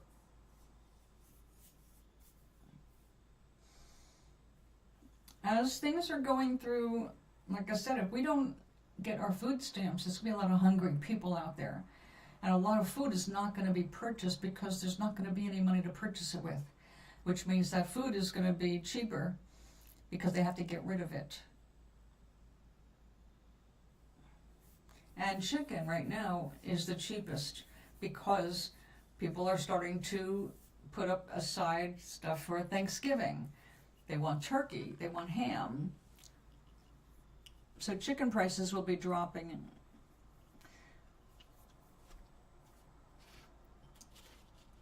So that's one thing. But also, there's just not going to be enough out there, and people are going to be going hungry, period. So that's why I have been preaching about this now for 6 months, to stock up, to learn how to cook some simple things that are cheap, but will keep you healthy, because it's better than going hungry. Bottom line. Honestly, I have eaten beans all my life, but not as a kid. We did not grow up with beans. The only beans that we ever saw were when we were able to have hot dogs with barbecue beans, you know, the tomatoey ones. That's all I knew.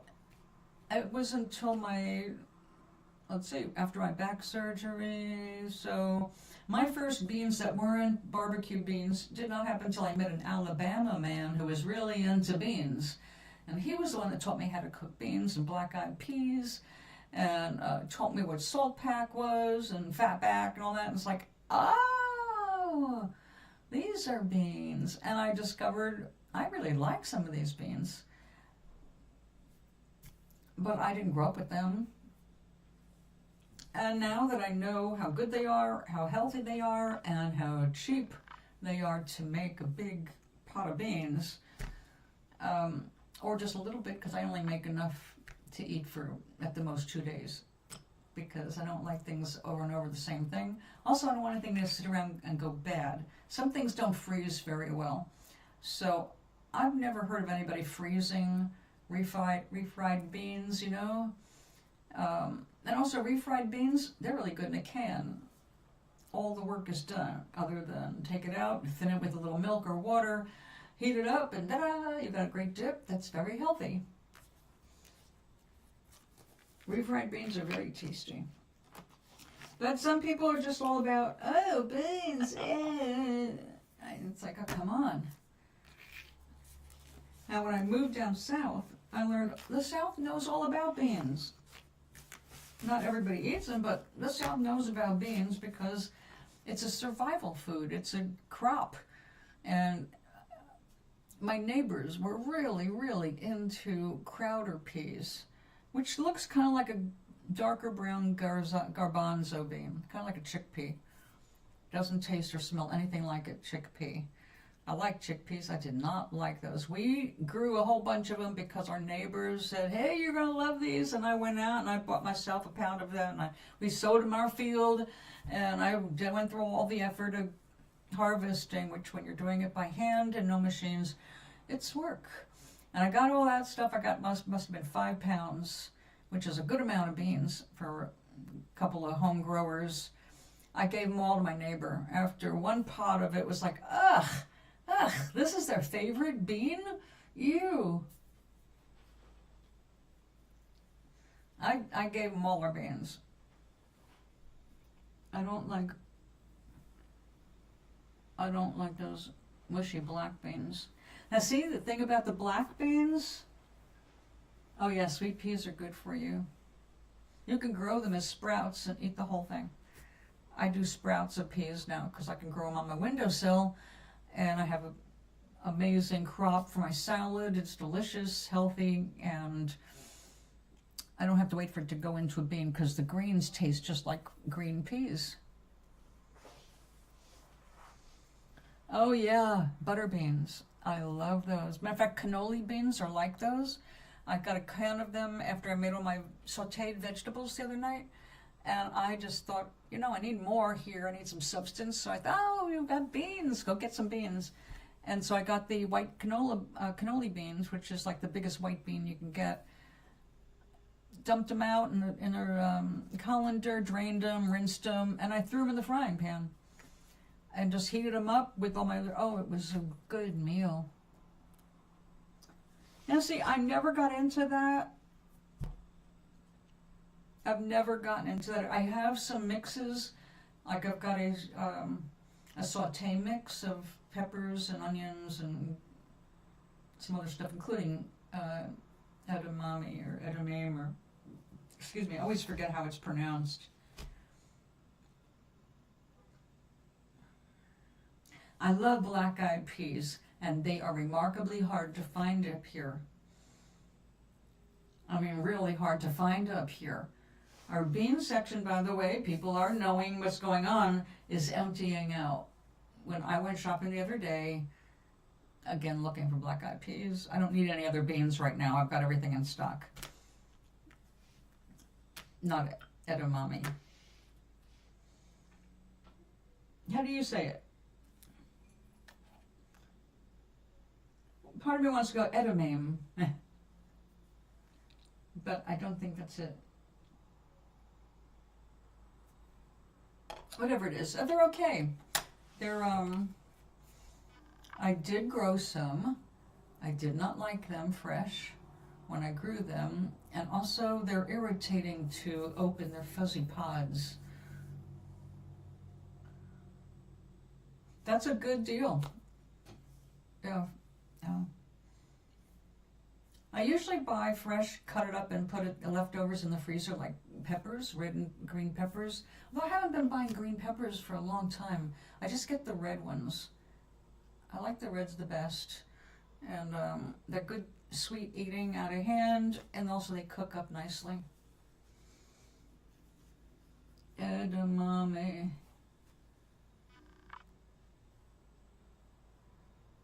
Or edamama.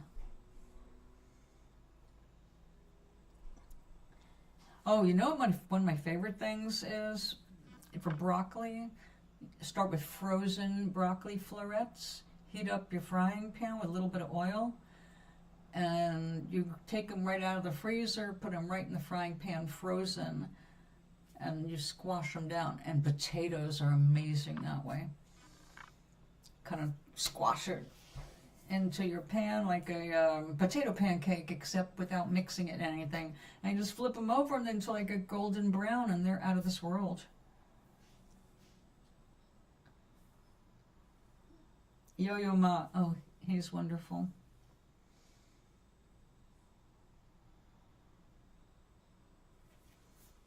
But anyway. Yeah, I do love, I've been getting more and more into food. And like I said, it started out, of course, on the farm, you know, it's like you're just happy to be able to grow stuff and eat what you grew. It's this huge savings and it's fresh and you know exactly what you're eating. I like that. But then for a while I got hung up on frozen meals. Usually when I get depressed or if I'm sick, like when I was too sick to cook, frozen stuff was really handy. But when I got depressed and didn't want to cook, that's when I was getting frozen dinners. And really, they were the worst thing for me. So I'm glad that I'm out of that habit of buying frozen dinners. I still get frozen veg because it's a good deal. Frozen vegetable is your freshest past, well, if it's not fresh, get frozen. The stuff in the can has to have, for the sake of canning, it has to be cooked to a certain temperature, and it's also cooked with a certain amount of salt most of the time. And that's about the preservation processes you can't get around.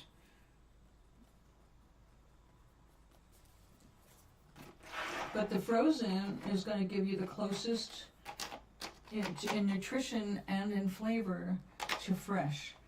So I go frozen, but there's only so much room in the freezer, you know, you can only put so much in there.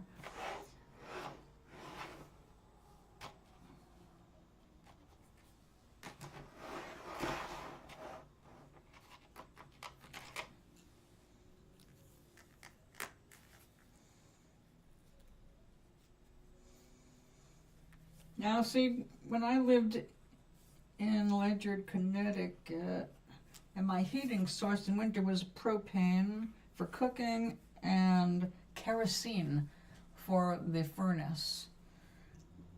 And one winter, the tank that held the kerosene popped a leak and I lost all my fuel. On a very, very, very bad night to lose my fuel. And that's when I got, chilblains. My toes nearly froze off. I was in bed with all my dogs, well, my dog and my cats. Everybody was piled up in the bed. I was wearing my clothes and my shoes. Still nearly lost my toes. The only thing that kept me alive was baking. That's when I really got into baking. And I baked bread all through winter because just being able to do that work kept me going, and turning on my oven to bake every day did help add to the heat of the place. If you're cooking, your kitchen will be warmer. Now I keep a small space heater in my closet in case of emergency. We have had a couple of nights since I moved in, but only a couple, where I think one night it was because we lost one of our heaters. One of our boilers blew.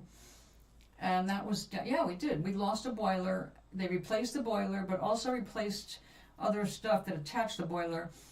And it turned out that the improvement was too much for the system and it made the other boiler go. We ended up having to replace two, but both times when they were down, we had no heat. So I have my little electric one to keep my bedroom warm. Luckily, I'm on the top floor. Now, this room gets cold fast. Oh, look at the windows. I don't even open these two windows. I haven't opened these windows in years. I only open the bedroom and kitchen windows.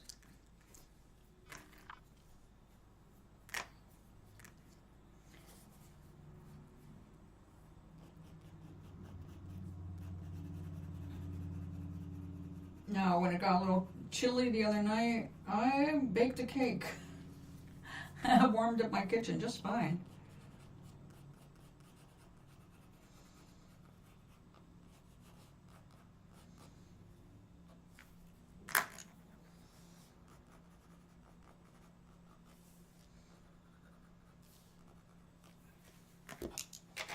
see how that did.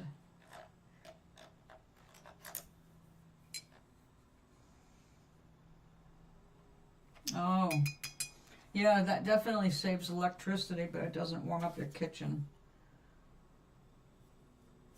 Now, I have done roast chicken in my air fryer. It has a roast setting, it's got a bake setting. I baked rolls in it, and it worked. What else have I done? Well, you already know about the dehydrating. Takes too long though. Their automatic temperature for dehydrating is 100 degrees. It needs to be at least 130 to 140.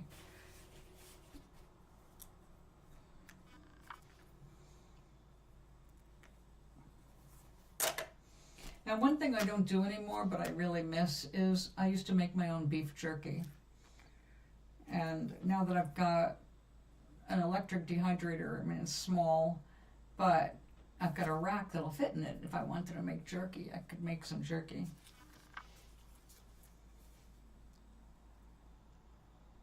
Oh, that's good. Well, you said you'd be so cold you won't be able to stand in the kitchen. You should never let the house, any part of the house, get that cold, because it's not good for the rest of the house. It makes everything else work harder. But I'm sure you'll get it all together. It's not your first winter there.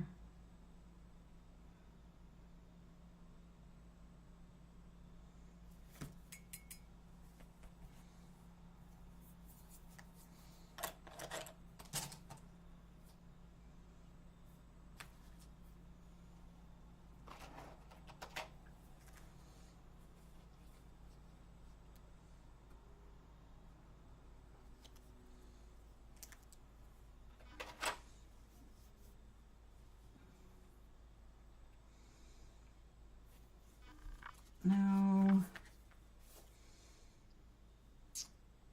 I think I should stick a big butterfly in there.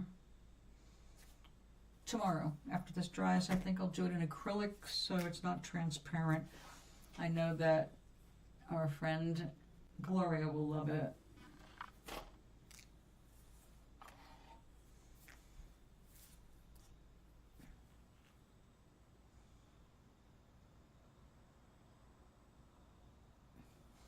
Yeah, well, I guess we have a very unusual heating system in this building. It's unique. I've never seen one like this before. It is hot water that heats our building, but instead of having radiators, it just circulates hot water around and around the building. Like, you know, what do they call that? You know, the ones that are the vents of heat registers.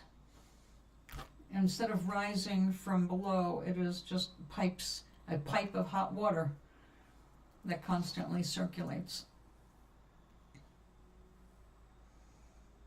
Oh, it will. We're supposed to have a very cold, very snowy winter.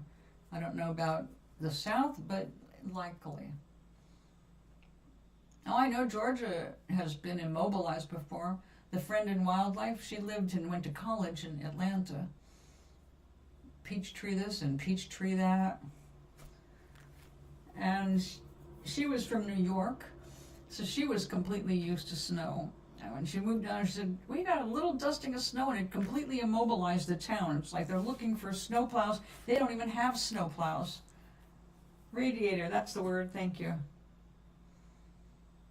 It's kind of like having one skinny radiator that goes around the room. And it disappears behind me. And then it appears for this much space in the kitchen. And over there. It'll be interesting. But I have not been, other than when they lost the heater, I did not get cold in this apartment. As a matter of fact, I almost never am able to close the windows all the way. My bedroom gets too damn hot. So, yeah. My goodness, it's after 5. How long have I been here? 2 hours. Okay, so we got 2 things done. A couple on the way. And 2 of them are being pressed right now so I can finish them tomorrow. We got plenty of work to do tomorrow. But let me sing it.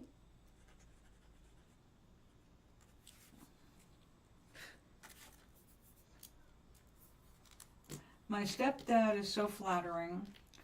Now I know he loves art. I don't really consider this art. It's just my little note cards, and I just want them to be cheerful and colorful. So I just write a note on the back of these and I mail them out in an envelope. But he thinks I should be preserving them and turning them into greeting cards, but he doesn't know what the industry is actually like. It's like, don't worry, I got plenty of little paintings. If I want to ever do that, I got them. I keep my best for that kind of thing, and I've set them aside. But it is such a pain in the ass trying to market stuff. It is very expensive, and I don't want to get into that.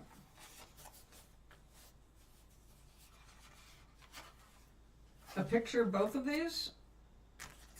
I'll do it tomorrow. I need to flatten this. I'm going to put this in the,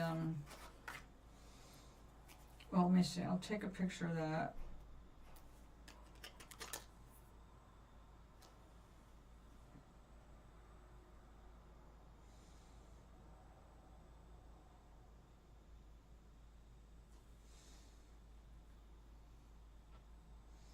No, I have a shadow. I'll have to do it tomorrow, Gary. The shadows are not going to allow me to get a decent picture. But we'll do it tomorrow. Flatten them, and we'll take a look. So yeah, you know, anything you want a picture of, not a problem. You'll have more art of mine than my family.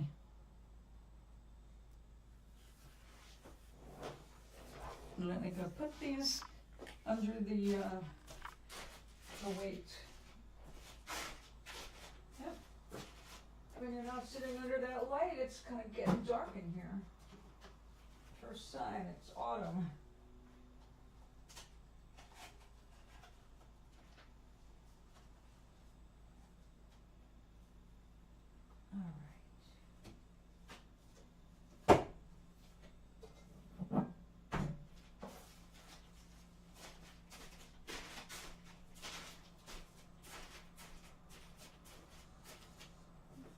All right. It's stuck.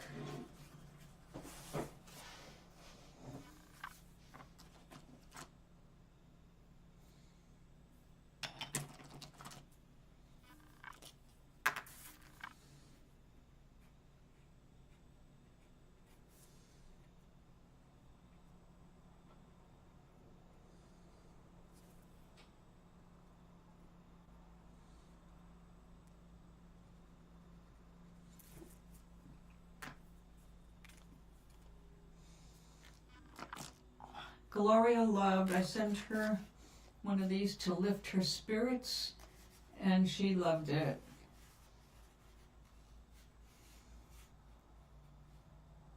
Okay. Then I will be back, tomorrow's Wednesday. I'll be back. I just don't know what time, but it's usually been running in the afternoon these days, right? Oh my. That's what time I get up anyway. Been looking, it's like, how many hours of sleep did I get? You got 4 hours and 20 minutes. Oh, great. Is that a hint?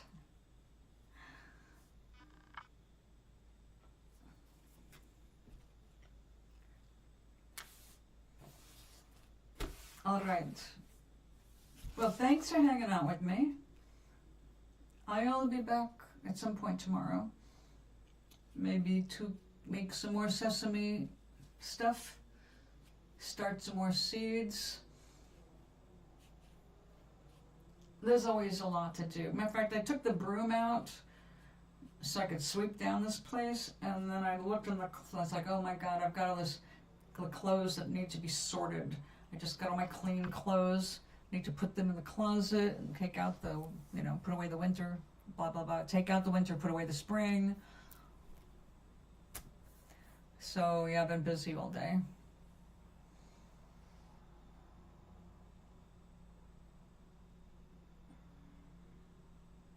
Well, sleep well. And Maui, if you're out there, aloha. See you tomorrow.